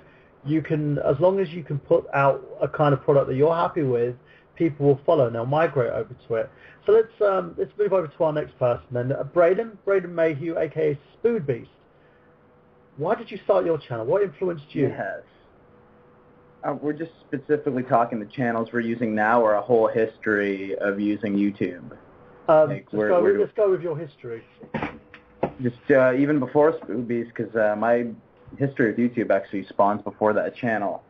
Which, with my brother and cousins, we made this little channel called the Canadian Kids 19 channel, and basically it was the worst thing ever. It was 12. I was 12 at the time, and they were all a lot younger than me, 2-4 years younger. And it was what happens when you let these kids have a webcam and you're trying to make horrible stop-motion animations and all this sort of stuff. Playing, holding, stuffed animals or whatever in front of the webcam, thinking you're doing something original or creative. Because when you're a kid, it's, usually a lot better. But, I can't really go back and watch a lot of that stuff now. It's oof, man, that's just some terrible stuff. And eventually it came to a point where I kind of wanted to do my own thing. They weren't taking it as seriously as I was. They were taking the not-so-serious bullcrap kid stuff seriously. I know. And then when I was 14, I basically opened the channel that Burhan is referring to, which is my Spood Beast channel, though that came about because I was doing this presentation in front of the class. Me and my buddy had a project to do where we had to pitch an idea, and we did this turbo rocket wheelchair for old people. It was pitch a commercial in front of the class. So you're straight trolling people then. Oh yeah. Like it was our 8th grade year. We really just kind of phoned it in. And I meant to say the thing gives you an amazing speed boost, and I fucked it up in front of the class and said an amazing spood beast, and everyone near died laughing. So I went and made this channel, and I had to keep the name because it was just too great. I didn't really know what I was going to do with it. And I tried to do a lot of the same ridiculous things I was doing when I was a kid twice. I fucking hated it. I deleted them. And then I got super caught up in the hype for Super Smash Bros. Brawl, which was coming out for the Wii at the time, and it was like this big ordeal. Everybody loved Melee. Everybody was super hyped for a third Smash Bros. Game. And I just kind of started talking about different updates to the site. It was the day King DDD, I think, was first announced to join the roster. He's from Kirby. And I just missed the boat. I think if I would have started 3 weeks earlier, Sonic was just announced, and that was a far bigger deal at the time. But I started then, and within a day or two, it got pretty good recognition. Like, people said, oh, you're pretty informative, even though you're only 14. And I thought, oh, that's a big confidence booster. Let me keep going. And you were only 14 when Brawl came out? I was only 14 when Brawl came out. God, I was. And I just kept at it and just kept talking about helping to build the hype train. I was one of the channels that kind of did that at the time, where it was like, nobody really did 100% hype videos for a certain game, at least to that extent or dedication. So everybody who was as excited as I was kind of connecting with me, and it just kind of built up from there. And by the time Brawl came out, I had to kind of branch out into different stuff. I talked about E3 for that year, different stuff Nintendo and PlayStation were doing throughout the summer. And you skip ahead all these years later, nearly 7 years later. It's unbelievable. I built up to the point where it's over 1K, and I'm doing pretty decently for myself. And still kind of doing the same old thing. I got a 4th Smash Brothers game to talk about, and I'm just kind of taking what I did when I was 14 and doing it a lot better and just kind of rehashing it now that I'm 20. But, it's just been a pretty good road. And I built a decent little thing for myself. Burhan, I'm pretty sure you've seen a good couple of my videos, so you can vouch for that. It's done. Yeah. I've been doing all right. He's actually one of my favorite channels, believe it or not, when he's actually posting. But you do your thing, you do it well, and every time I see a video on yours, I can't help but either trying to promote it or listen to you. And actually, the whole I Got Gameplay podcast actually spawned from you. But again, we'll talk about that in a little bit once we make our rounds here and go to our next member here, Travis Goss. Travis, what got you started in gaming, and what got you started with a YouTube channel? We'll start with gaming. I'd have to say my late brother, God rest his soul, he got me into it. I remember when I was about 2 years old, Mom and Dad bought an Atari from a friend of theirs who was selling their Atari system, and I woke up from a nap, and they put me in my high chair, and they were busting out some Keystone Capers action. And I was just amazed by it. It's like, I want to play. And I was crying and begging and all that stuff. Finally, they passed the control over to me, and of course it didn't do too well, but that's what got me started. And I'd say as for my YouTube channel, I've had tons and tons of influences from so many other personalities with their channels. Of course, Happy Console Gamer, that was a big influence, as was the Cinema Snob and the Nostalgia Critic, and of course, you got to say AVGN. And also the K-Wings. I'm a big fan of the K-Wings. Luke and Amber, who are based out of Boston. Those are some really sweet people. And I think what really made me decide to go ahead and start doing my own Let's Play channel, as well as my regular channel, Rose Colored Reviews. I am a huge, huge, huge fan of Game Grumps. And if anybody knows Game Grumps, you know how they play their games. They play them, and they don't take it very seriously. They joke around about stuff that's totally irrelevant to the game, and they talk about stuff that has nothing to do with what they're doing. They're really funny guys. I have a gripe with the Game Grumps guys because my channel originally was called Grumpy Gaming HD, so every video I posted had a bloody Games Grumps search right underneath it, So yeah, that's my little funny story. Carry on, mate. But, I mean, and that's just like, I thought, well, I just got to do this. This is something I want to do.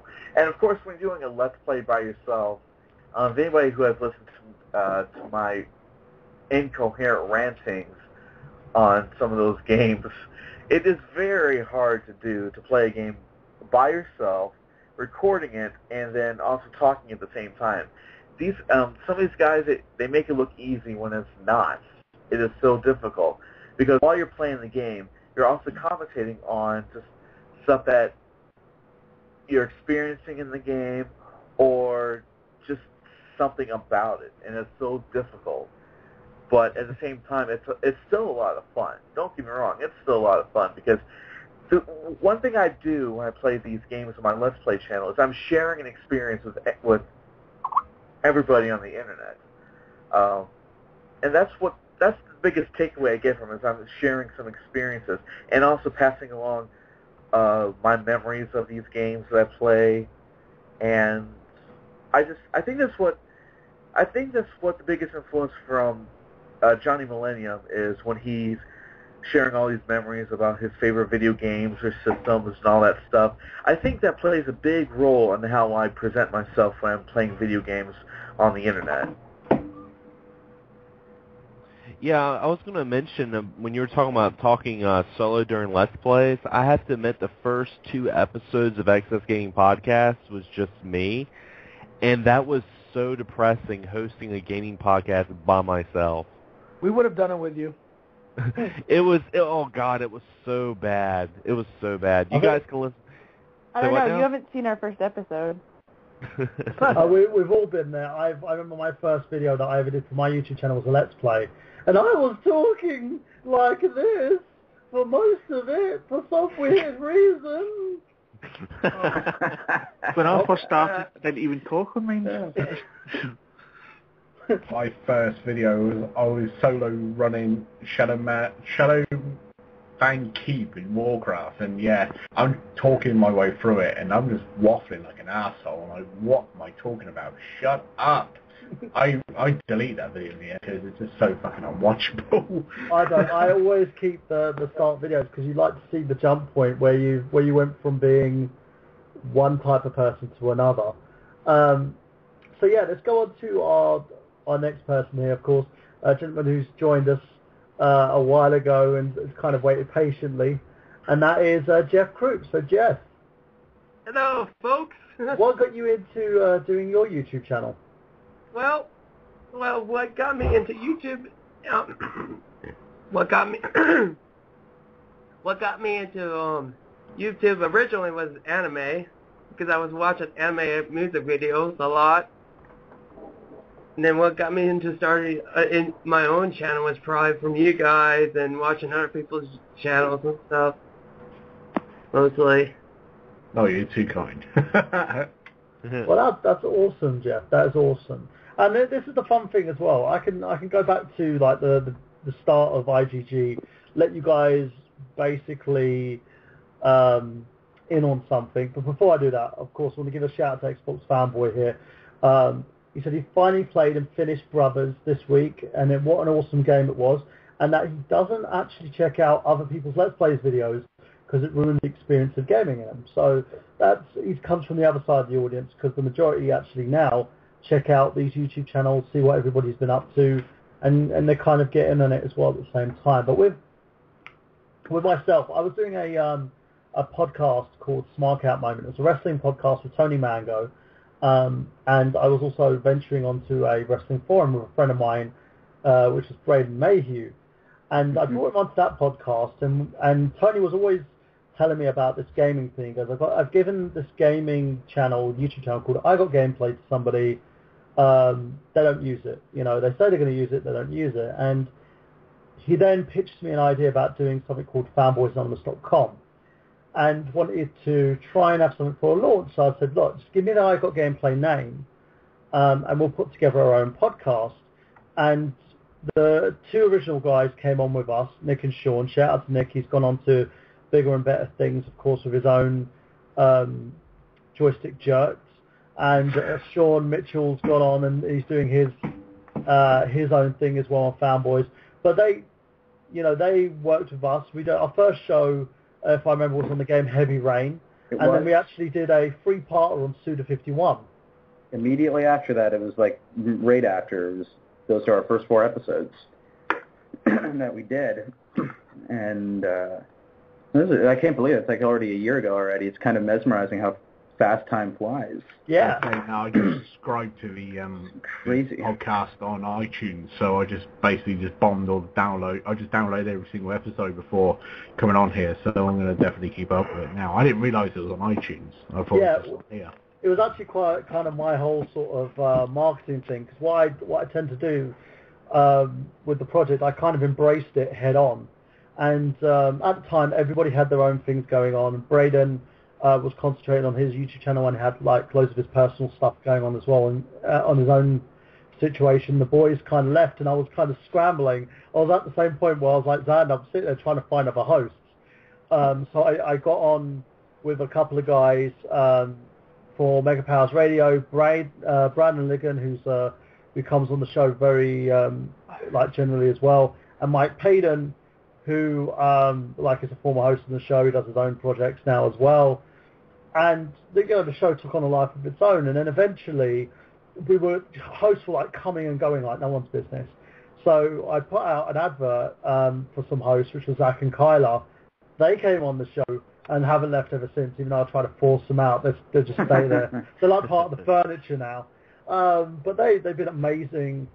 Miguel, of course, who's been a huge fixture in a sense. He's been my little right-hand man in terms of this and other projects that I've been doing as well. And the funny thing is, when I started my YouTube channel now, Genius, I was looking at other channels and stuff, and I introduced myself to sort of Scott here on Facebook, joined up with the console snob, checking out his forums and stuff like that and watching his stuff. And I found that he worked for some guys called Retro Unlim, and I was like, maybe I should give this a shot. Went to Retro Unlim, pitched them an idea, and this was in the middle while I was doing my movie file series, which is coming back, guys, so be patient on that one. When I started that, and when I started that series, it kind of took on a life of its own as soon as it migrated over to Retro Unlim, because when I started it, I was like 35 movies in, talking about these movies, doing reviews on them, and they weren't getting hits, they were getting like 7 or 8 hits, and then as soon as they started on Retro Unlim, people were migrating over through there, and I was getting like 100 hits per video, apart from a really bad one I did with the Justice League Flashpoint movie, where it was just poorly edited. I was just so tired, I poorly edited it. But that took off, and I'm now 141 subscribers in. I'm not as much as, of course, as Scott here and Braden and probably the majority here, but it's growing and growing. With the web series, it's job for hire, and I think the reason why IGG and why Genius have grown so much, and I would say my biggest influences are probably guys like Johnny Millennium, the Happy Console Gamer, the Angry Video Game Nerd, the Nostalgia Critic, and everybody here in this podcast. Thank you. Well, everybody here is linked to me in some form or fashion. If I didn't put an advert out, we've never met Zach and Kyla and shown how amazing their stuff is. I wouldn't have met Miguel if it wasn't for Fanboys Anonymous and Smart Out Moments. Scott, again, wasn't for Facebook and YouTube. I wouldn't have met him. Jeff, the same thing goes. He's a long-term fan. Xander was a special guest on the show and then ended up becoming like sort of a fixture for the show. He kind of helped me get like guys like Robman and people like that onto I Got Gameplay when we had that terrific Robman episode.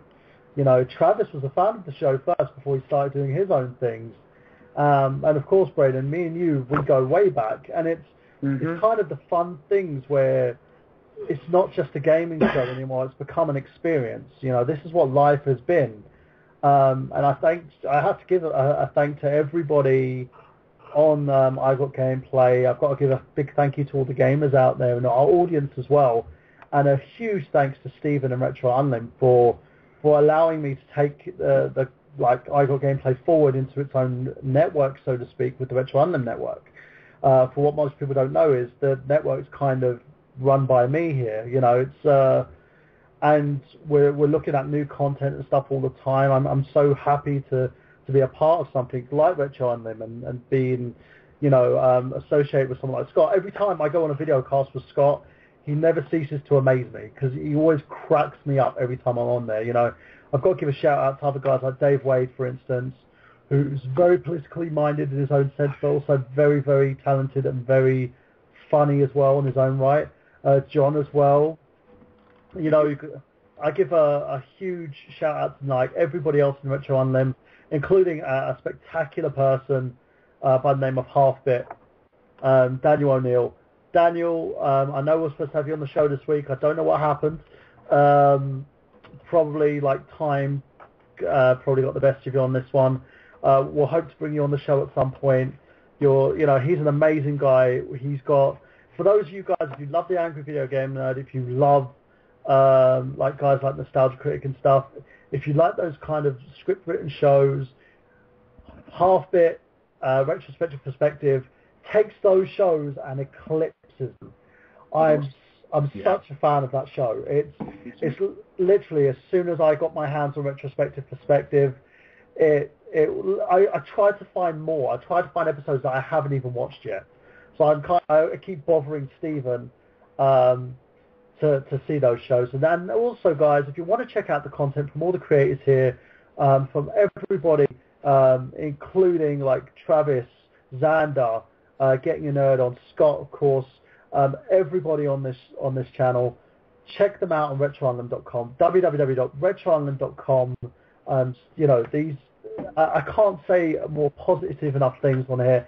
Everybody else, including Miguel, Braden, also Travis, also fanboysanonymous.com as well, where they do everything geek. They're, again, with these channels, with these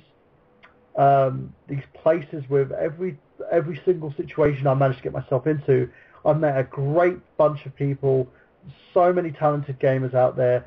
Make sure, guys, check out Scott's channel, like, comment, subscribe. And now, while we'll do that, let me ask you guys a question. I'm going to bring it out to the entire lot of you here. What was the one game that made you fall in love with gaming? Well, so nobody wants to hear my story about how I got into video gaming, even though I don't have a YouTube channel? Screw you guys. Sorry, apologies, Miguel. Go for it. No, that's fine. I don't have a show. That's okay. I don't mind. You get back in the room with your redheaded stepchild. Yeah. I don't have a show. I don't have a show to promote yet. We'll get to that at the end of the podcast. We do. I'm sorry, I was going on my whole tangent talking about how much I love you guys, but go for it. Yeah. All right. I got into. I always played games. I mean, and my parents got me into playing the NES when I was too young to even remember. But I would say I really started getting big into it probably around the mid 2000s, specifically 2003, when I moved from Jersey to Florida. I remember this is when I started collecting video game magazines. Because up until that point, I had a handful here and there. If it had tips on how to beat a video game, I would pick it up. But I remember one of the local stores next to me had a backlog of old GamePro magazines from several months prior up to that point. So I bought a bunch of those, and I just moved to the area. I didn't know what to really do with my time, so a lot of my time was spent reading a bunch of these old magazines that I picked up, and it had all the different notes and information and all the different articles, and it kind of built from there little by little. And honestly, and I hate to say this because it's no longer around, but what really got me into video gaming was Tech TV and G4 when they had that big merger. That was pretty much what drove my entire final 2 years of high school, was watching G4, for shows like Filter, X-Play. Monkeys. I'm talking about the more original ones, like Judgment Day, things like that, G4T.com. I didn't say it was a bad show. I just said by the time I got out. Balls, mate. Yeah, by the time I got out of high school, that show hadn't even started yet. But that actually was one of the reasons why I ended up getting that's actually one of the reasons why I actually got into game design. After I got out of high school, I signed up for a degree in game design and development. I'd rather not get into that, but Did someone tie you in their basement, Miguel? Actually, it's long story short, there's a lot of controversy with the school I signed up with, and there might be a situation where the degree I have is worth as much as the paper it's printed on. I'd really rather not go into that. But after I got out of that, obviously I had a bit of a lull, and honestly, when you spend 3 years designing games, you kind of lose a lot of your spark for it. That was around the time where I started actually getting more into professional wrestling and more of that scene, which Burhan can kind of sympathize with me on that. It actually wasn't until I met you guys and Fanboys Anonymous that I actually started slowly but surely getting back into game design. You know, I guess being out of the development scene for so long, you know, it kind of got me back into it. And now I'm doing the my blog that I've got going on right now, and a lot of the stuff here with Burhan. But you know, I never really fell out of it, and I love soaking in information. Like any little bit of information, whether it be like just some useless bit of backstory, or a top 10 list I'm a sucker for that. I just love just holding all this information inside my head. So I've just always been attracted to video games because of that. So that's kind of where I stand in terms of what got me into the business. Awesome, and it's a great thing to see as well. We inspire each other, and that's I think the biggest thing here is sometimes when you fall out of love. Like at the moment, I've fallen out of love with pro wrestling. I can't stand to watch it at the moment, and I'm just kind of taking a hiatus from Smart Out Moment in order to sort of find what I've lost in a sense, and try and work, bring myself back to watching that again. And I'm going to be doing like a series of retrospectives on certain matches and stuff that I liked and things that meant the most to me in terms of what wrestling was. But in terms of gaming, I've always been a gamer. I've always been a fan of gaming, and again, I'll pose that same question to the rest of you. We'll start with Zach and Kyla here. What made you fall in love with gaming in the first place? Well, when I was a kid, I was born in 1986, so this can all be put into perspective here. When I was a kid, my cousin was like 8 years older than me, and anyway, he got an NES, so he gave us his Atari, and I remember my mom used to take us to this place called Toy Works, and at that point, like Atari games were like clearanced out, like walls of Atari games were just like, I don't know how much they were, but they weren't very expensive. And my mom, I remember she took us there, and she was like, you can have any game you want. It's probably because Nintendo games were like $50, and these were probably like $5 or less or whatever. Yeah. And my sister got this game called Kangaroo. And you were a kangaroo, and you had boxing gloves, and you went up like these stairs, like these ladders until like the different levels, and you were boxing the people to get like your baby back. And I remember like me and my sisters loved that game. We played it all the fucking time. And like we loved it. My mom would probably take us, I don't know, once a month or twice a month to go pick out a game because they were so cheap, and we probably beat them so quickly because a lot of them weren't really that long. But I remember one time when my dad went to a tag sale and came home with a Nintendo, with an NES, and it was like $10, and it came with like 45 games. It was ridiculous. It came with this huge tub of games, and I remember like RC Pro-Am was in there, and like just playing these was just like blew my mind that these even like existed. Like it was just so awesome, and that really is what solidified me as like to be a gamer. I loved it. I loved everything. I loved all the games that I was playing. Yeah, that's actually kind of mirrors how I got into gaming as well, because that actually all started with my dad and a Nintendo Entertainment System. Scott, what about you? Well, I started gaming when I was about 4 years old. My dad brought me a Spectrum ZX, which probably none of you in this room know what I'm talking about, apart from maybe John and Mike. No, I know what those are. I've seen videos? It's a really old school 8-bit computer, and I remember playing Jack, and that was probably one of my earliest childhood memories. But what got me into gaming hardcore, I had a Master System and I had a Mega Drive, but I think probably what got me into gaming hardcore, I knew when I was in deep when Street Fighter 2 came out on the SNES, and I think from then on in I was hooked into it. But I think another big moment is when I got my PlayStation, my original PlayStation, and I think that's what really solidified my passion for gaming. Yeah, it's a big thing as well when it comes to stuff like that.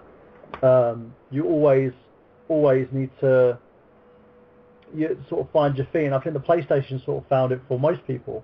So Kyla, sorry, I did avoid you. It's not. I think it's because you've been too quiet. That's probably why. I know. I'm so sorry. Usually you're very loud and you're yelling at Zach for some weird reason.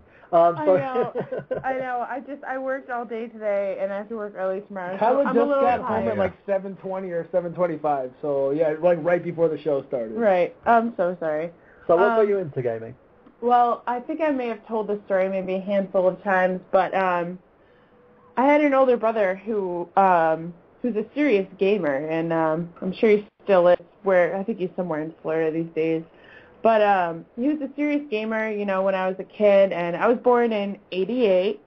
And so the first system I remember him having was the PlayStation 1, and that just blew my mind and my older sister's mind. And we used to sit in his room and watch him play till in the summertime, we'd watch him play games till 2 o'clock in the morning.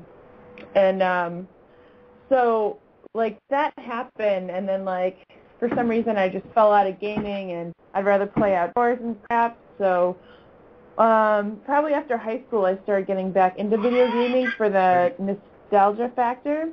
Because he handed down a PS2 to us a couple of years, I want to say it was early high school when he gave it to us for Christmas. There's just his old PS2, and me and my sister would play it all the time, and I guess that's essentially how I got into gaming.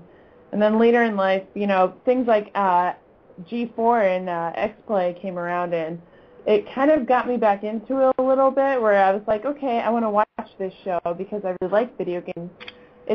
I don't know, the way I feel about people who play video games, where no matter how infrequent or frequently you play it, once you're a gamer, you're always a gamer. You will never lose your love for video games. That is true. Testament to that, my mum never played video games until, say, 2 years ago when I got her a DS. And she's nearly 80, and I just upgraded her to a 2DS, and she plays it all the damn time. So, yeah, it doesn't matter how old you are. Yeah.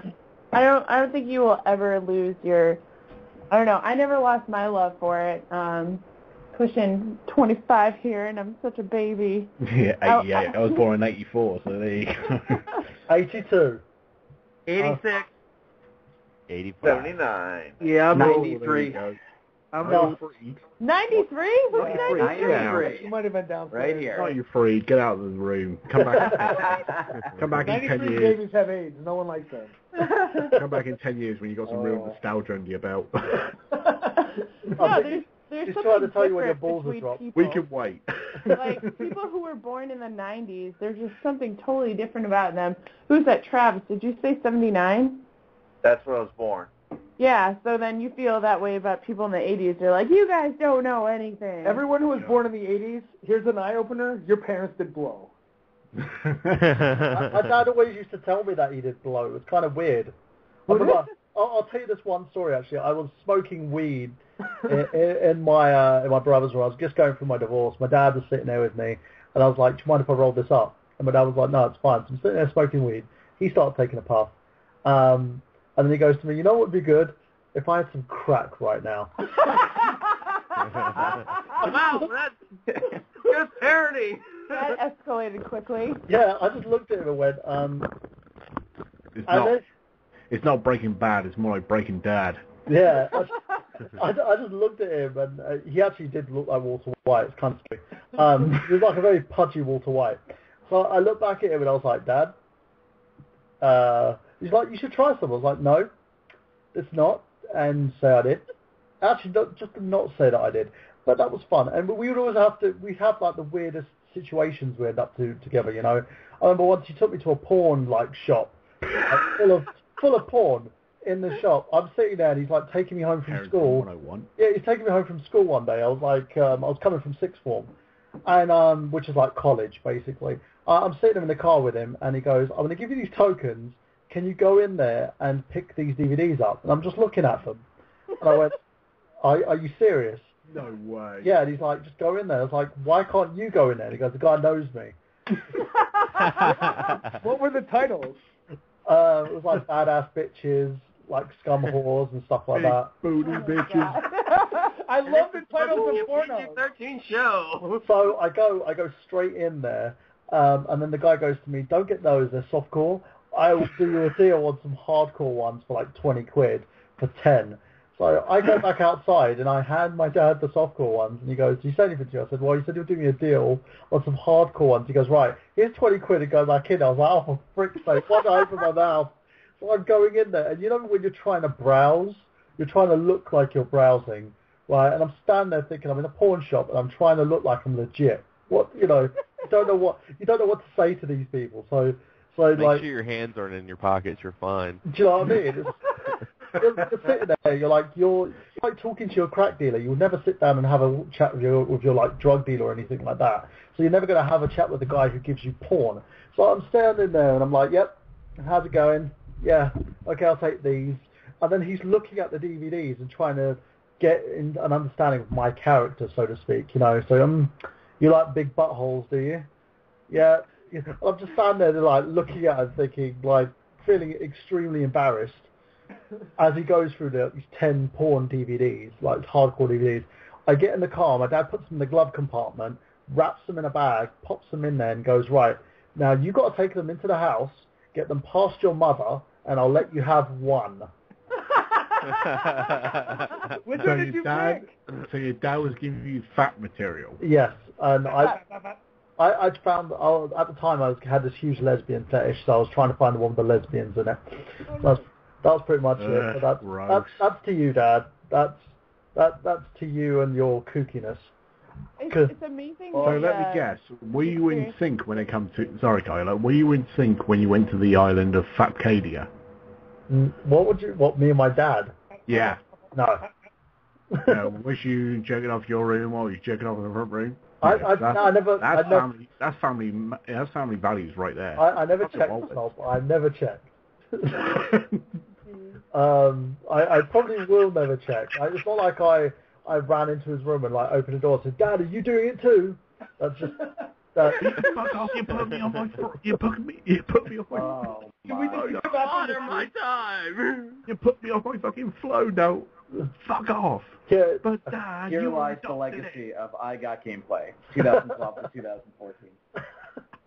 So there you go, ladies and gentlemen. So wait, is it like, you know, when your friend lets you borrow a video game and you play it, like he's finished it, and then you're playing it, and you're like, "Oh my God, did you see that part?" And he's like, "Yeah, it's great. Just wait, it's better." No. I never borrowed it. He let me have it because that was the whole point of the deal. It's like, I don't want anything that anybody else has touched. He couldn't get to it. The DVD case was glued shut. Everybody better watch that when it comes to PS4 and Xbox One controllers from now on. Just bring one of those sanitary napkin things. Not sanitary napkin. That sounds like a tampon or something, or a pad. Bring one of those things that you squirt under your hand, like the thing that kills all the germs, and just wrap it all around the controller. Well, if anyone who has OCD, if they listen to this, then they are going to definitely have an OCD afterwards. Oh, yeah. They're going to touch shit. They're going to bring their own controllers to your house. So they're going to take like a CSI kit. Is there any jizz on here? So wait, you know what? It's like back in the day when people would come to your house and like it's like if you're going to have like three people over, you want to have 4 controllers laid out and like no one would ever have their own shit. Whoa. It's like now people will bring their own shit because they don't want your jerked off hands all over it. There you go, ladies and gentlemen. We're going to go a little bit into overtime, and if you need to check out the rest of the show, you can do by heading over to the player and check out the archive show. And I just want to give a big shout out to Xbox Fanboy for going through this journey with us. We've got a minute left, but join us on the archive show as we discuss more about my my weird relationship with my father, and also the fact that you need to be very sanitary when looking for other people's porn. So we'll see you again for another episode of I Got Gameplay, and for those of you who are joining us in the archive show, we'll see you soon. So yeah, guys, as you were saying, as you're saying, Zach. Oh, just saying, it's like, if you go to someone's house and like, hey, play this Super Nintendo game, everyone's going to jump right on it. It's like, hey, play this GameCube game, people are going to jump right on it. It's like, yo, you want to play this PS4 game? It's like, I brought my own controller, thank you. It's like, they know. Listen, I think, what was there? Was there a PS? There was a PS1 game that you had, which was a porn game. I'm trying to figure out what it was called. No, PS1? There was actually no released licensed porn game. No, it wasn't licensed. But it was made by an adult company, I believe, at some point. I had it, and you just like, all you had to do was press a certain button on the controller, believe it or not. Wasn't that Sega CD? No, this one was for the PS1. I believe I've still got a copy of that. I'm assuming that's a PAL only game because I can't think of any. You must send that to me. I need to play it. I can't think of any NTSC games, even like non-legit ones that were on the PS1 that had any sort of like erotic nature to it. I just want to give a big shout out to Kyla. She's heading over to bed, so everyone say good night to Kyla. Good night, Kyla. No, is it all right if I take that choice too? Because I've been up since like 4 or 5. Go for it, last Miguel. Night. Want to do your quick plugs, Miguel, before you go? Oh yes, actually, because I have something more to plug than just my blog on fanboysanonymous.com, which, by the way, is 90s Kid Presents. I just got my part 3 of my top 16 games of the late 90s up. I just got to do some corrections on it and put some pictures up, but hopefully that'll be up soon. But I've got another project I'm also working on. I'm gunning for this Thursday, possibly 8 or 9 o'clock, but I am going to be doing a test run of a new series on Retro Unlimited. I believe Burhan has me on the schedule for it. I'm thinking of the names for it. The name I'm thinking about going with is the Untitled Movie Show. It's basically just going to be a series. It's basically going to be a show on my love for movies. You know, since Burhan's got the video game thing, I figured I'd take the movie thing. And this week's episode is going to be on the biggest bombs of 2013. We're going to talk about a bunch of movies that have failed because, man, this year has been pretty bad when it comes to big budget flops. I hope you talk about the movie About Time. Was that terrible? Well, okay. No, it wasn't really bad. It was like so many plot holes, and it was like when I first read the review of it, the guy was like, "Hey, there's a lot of plot holes." I'm like, "Well, fuck it. I mean, maybe I won't even notice them." No, they're blatantly fucking obvious. Like you won't even look for them, and they're there. Like, and I don't know. We can if you want to put that into your thing, I would love to come and talk about it. I'm thinking more financial failures. Stuff okay. The Lone Ranger, the 47 Ronin, things like that. I'm going to be going mostly through with that because if I did critical failures, I'd probably have to put like Man of Steel at the top because I despise that movie more than anything. I'll tell you what we can do, Zach. For an episode of Movie File, we can do that movie. Absolutely. And I'll have you guys on as a special guest, might as well. Let's do it. So, Miguel, anything else that you need to plug? Besides Fanboys Anonymous, 90s Kid Presents, no, not really. Keep on the lookout for the Untitled Movie Show, Thursday night coming up. It's either going to be 8 o'clock or 9 o'clock. I'll have to give that some thought. More than likely 8 o'clock. And if you're interested and you want to talk about any big budget bombs that have come out this past year, definitely stop by if you want to be a part of that. Make sure, guys, I'll make sure that I'll be on there if I'm awake. But I should be on there because I love talking movies, especially when it comes to like movies that stink. So make sure you guys check that out as well. And Miguel, we will be seeing you in a little while. So have fun, mate, and have a good night's sleep. All right, thanks, man. Later, guys. Bye-bye. See ya.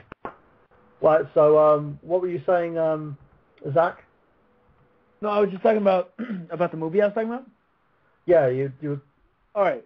So this movie, okay, I don't watch rom-coms, but okay, actually I do. Anyway, The only way you get laid. That's the only way you get laid. You gotta watch rom-coms. You gotta watch rom-coms. Actually, I watch them alone. Anyway, that's sad. Anyway, this with a sock puppet. Yeah, with a sock puppet. You know, it's funny because I have an addiction to like rom-coms, romantic movies, and like teenage dramas. Don't fucking judge me. You guys don't know me. What should know you've got an addiction? I watched every episode of Gossip Girl, not because I wanted to. All right. Okay. Anyway, can I just put a stretch out there? Is Kyla the man in this relationship? Well, Kyla watches more. It's funny because like Kyla watches like Game of Thrones, and like I was finishing up like Gossip Girl like last year, and I was like, yo, that fucking ended so well, and all this kind of shit. I look like a fucking douche asshole. I don't know. anyway, but yo, I don't give a shit. Gossip Girl had good actors in it. They were all really good actors. But anyway, okay, so I'm watching like this movie About Time because I think Rachel McAdams is fucking hot as hell. Anyway, so it's about these people. They kind of try to twist like romantic movies with like science fiction, which is cool because like the main character can like travel back in time. So like pretty much like if he goes to bang her and it's horrible, he's like, oh, excuse me, goes back in time, bangs her again, and it's like really good. So he's like, okay, cool, like I'm the man now. So anyway, I wish I had that power. That'd be awesome. Yeah, but there's one point in the movie where the dad's like, if you go past your child being like born or conceived, a different sperm will end up making it there, so you won't have the same kid when you come back, which is what happens to him. And so like the dad has like terminal lung cancer because he smoked before his children were born, and he didn't really have the heart to go back because he wanted his kids to be, you know, the kids that he actually had. So he allowed himself, you know, I guess at that point to kind of have lung cancer and just died because he wanted them to always be his kids.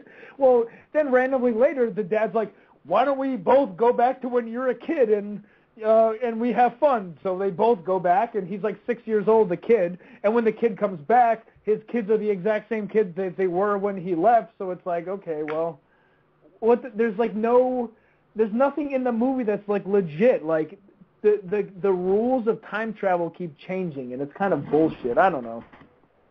Oh, I agree with you on that one, actually. Yeah, I don't know. The movie fucking whatever. It's whatever. Fuck it. Fuck it. I don't know. So let's quickly move on from that, of course, and how About Time is shit, and go on to our plugs, ladies and gentlemen. So let's move on to what we actually love. So let's start with you, Scott. Where can we reach you, and what you got coming up next? Well, you can reach me on youtube.com/ Grumpy Gaming HD. Sorry, it's 3 o'clock in the morning here. I'm starting to get a bit derpy. And yeah, you can catch me on there. And of course, my channel is now called the Console Snob, so don't be confused when you go on there. At the moment, I'm in my 3rd episode of my Neo Fest, which is a festival which I do plan to do every year, celebrating the Neo Geo. So I'm going to bring out every day or every other day a gameplay video of my choice from the Neo Geo MVS, which I own. So yeah, I'm doing gameplays. I am going to be recording a few videos tomorrow morning about games I've been playing lately. I've been doing this monthly show where I just talk about the games I've been playing lately. And of course I do pick up videos, of course, random silly humour videos. Well, more to entertain myself. I don't know if it makes anyone else laugh, but you know, I just do them for the hell of it. So yeah, I'm at the moment, NeoFest is going in full swing, and hopefully people are enjoying it.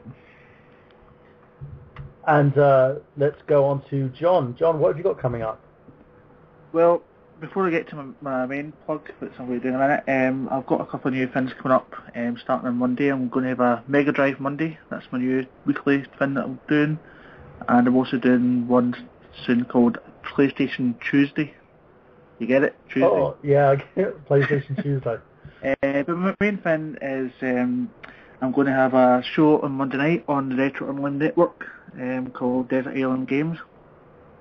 Scott knows about this. Scott was my guest on the 2nd episode when I was doing it on YouTube. And it's basically a rip-off of Desert Island Discs, except instead of picking discs, you pick 8 retro games. And of course your favourite item, which I said a butt plug, and you had to research it, which was a win for me. I did a bit of research for butt plugs. I just looked at that the wife didn't check my internet history. So that's going to be Monday night at 9 o'clock. By the way, my YouTube channel is JL76 Gaming as well. Cheap plug. But yeah, Monday night. There might be Dave, Lawn Boys Post 1975, who's a guest, but if he doesn't make it, then it's going to be Mr. Richards, Retro Unlim himself. Ooh. So there you go. So it'll be either Dave or Stephen will be on hopefully tomorrow from 9 o'clock. Awesome. Have you got any other little plugs that you want to put out there? Anything that you've done so far? No, that's pretty much it. I've got a second channel in the pipelines, but I'm not really plugging it yet because I'm going to put a lot of stuff on it first. But it's just going to be more kind of let's plays and stuff like that. Because I think the direction I'm taking my current channel on is going to be hopefully more vloggy, heavily influenced by Dave probably. I'm going to do the vlogs, but and mainly retro stuff. But on my second channel I'm going to be doing what kind of current gen gameplays and things. Awesome. So let's go over to you, Jeff. You've got a nice little announcement you want to make? Well, I'm going to be having a show on retro myself, too. I'm going to be doing Otaku Nation on Tuesday night at 8 o'clock. And the first show will be on Neon Genesis Evangelion. So if you guys like anime and you want to check that out, you can It's about damn time we had one on Retro Unlim, I'm telling you. So there you go. We've got our very own anime reviewer with Jeff Crew. Right. So awesome, Jeff. Make sure you check out Desert Island Games Mondays at 9 p.m. BST, 5 p.m. Eastern Standard Time. You also got Otaku Nation, which is going to be on 8 p.m. EST and 1 a.m. Eastern Standard Time on Tuesday nights. And also check out I Got Gameplay every Saturday at 8 p.m. now home on the Retro Unlim Network. So we're going to have more new shows coming, guys.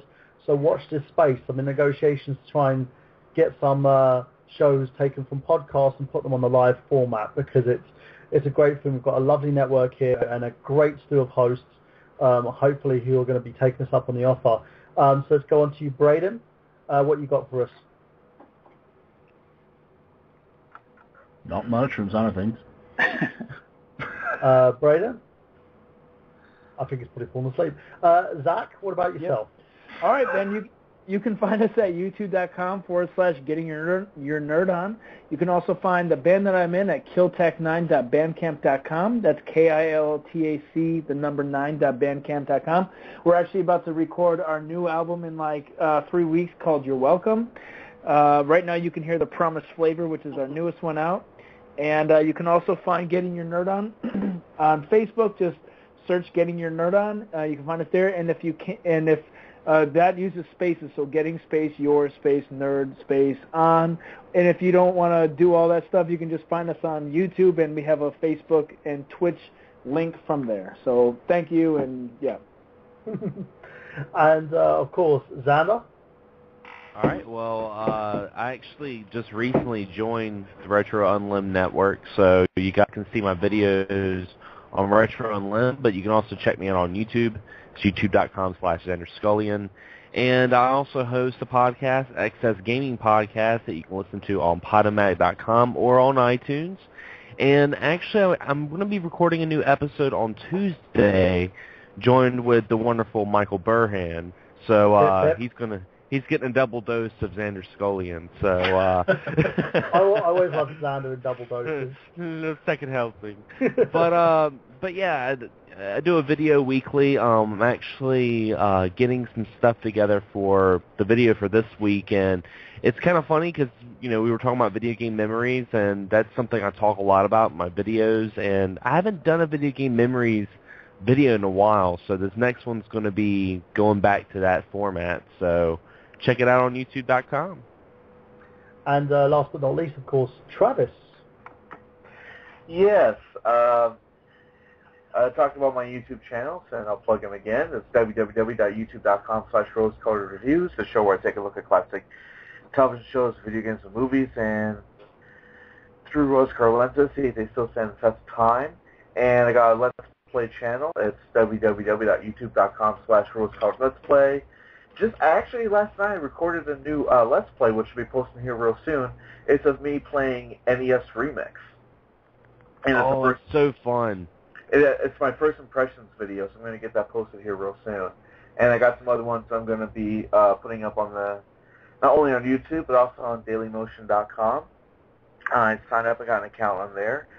And, of course, I'm very proud to be part of RetroUnlim.com. A really awesome group of people. I'm glad to be part of it. And if you guys want to get a hold of me personally, I got a Facebook account. It's Travis Scott 79. And, of course, you can find me here each and every Saturday night on I Got Gameplay. I can't fucking say the name. You can find me every Saturday night here on I Got Gameplay. And, of course, Tuesday nights I host another show on another network. And should I go and plug it or no? I don't know. You can do, yeah. I don't mind. You can plug it here. I'm not generally biased against any other networks you work on. Go for it. Okay. And on Tuesday nights on Mega Powers Radio, I co-host a show with a couple of really cool cats.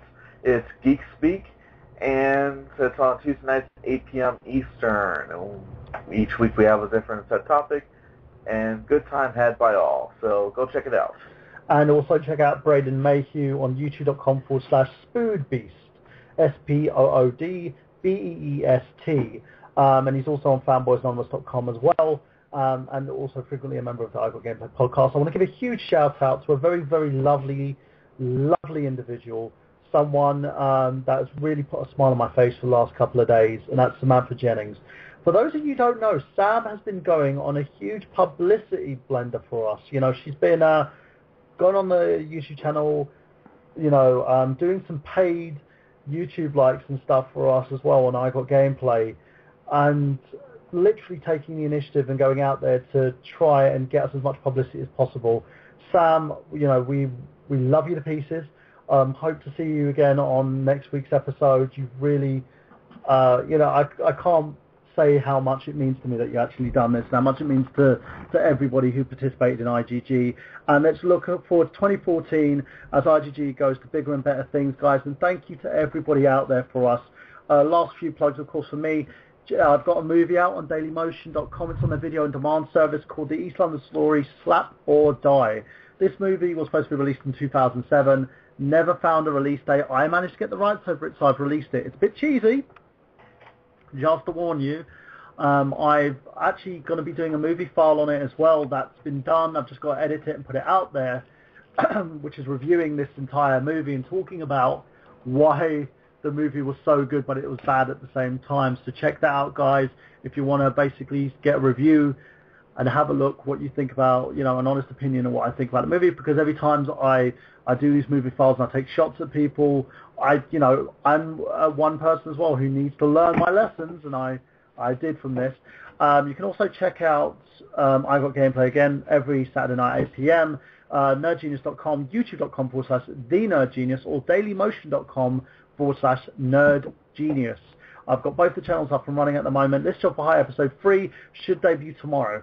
I've got a lot of work ahead of me. I'm trying to basically do those and other stuff at the same time, so make sure you guys check that out. And remember, guys, from Michael Burhan, Xander Scullion, Zach Latorre, Kyla DePietro, Braden Mayhew, Jeff Croup, Travis Goss, Scott Bailey, John Latimer, and of course, Sean Walker.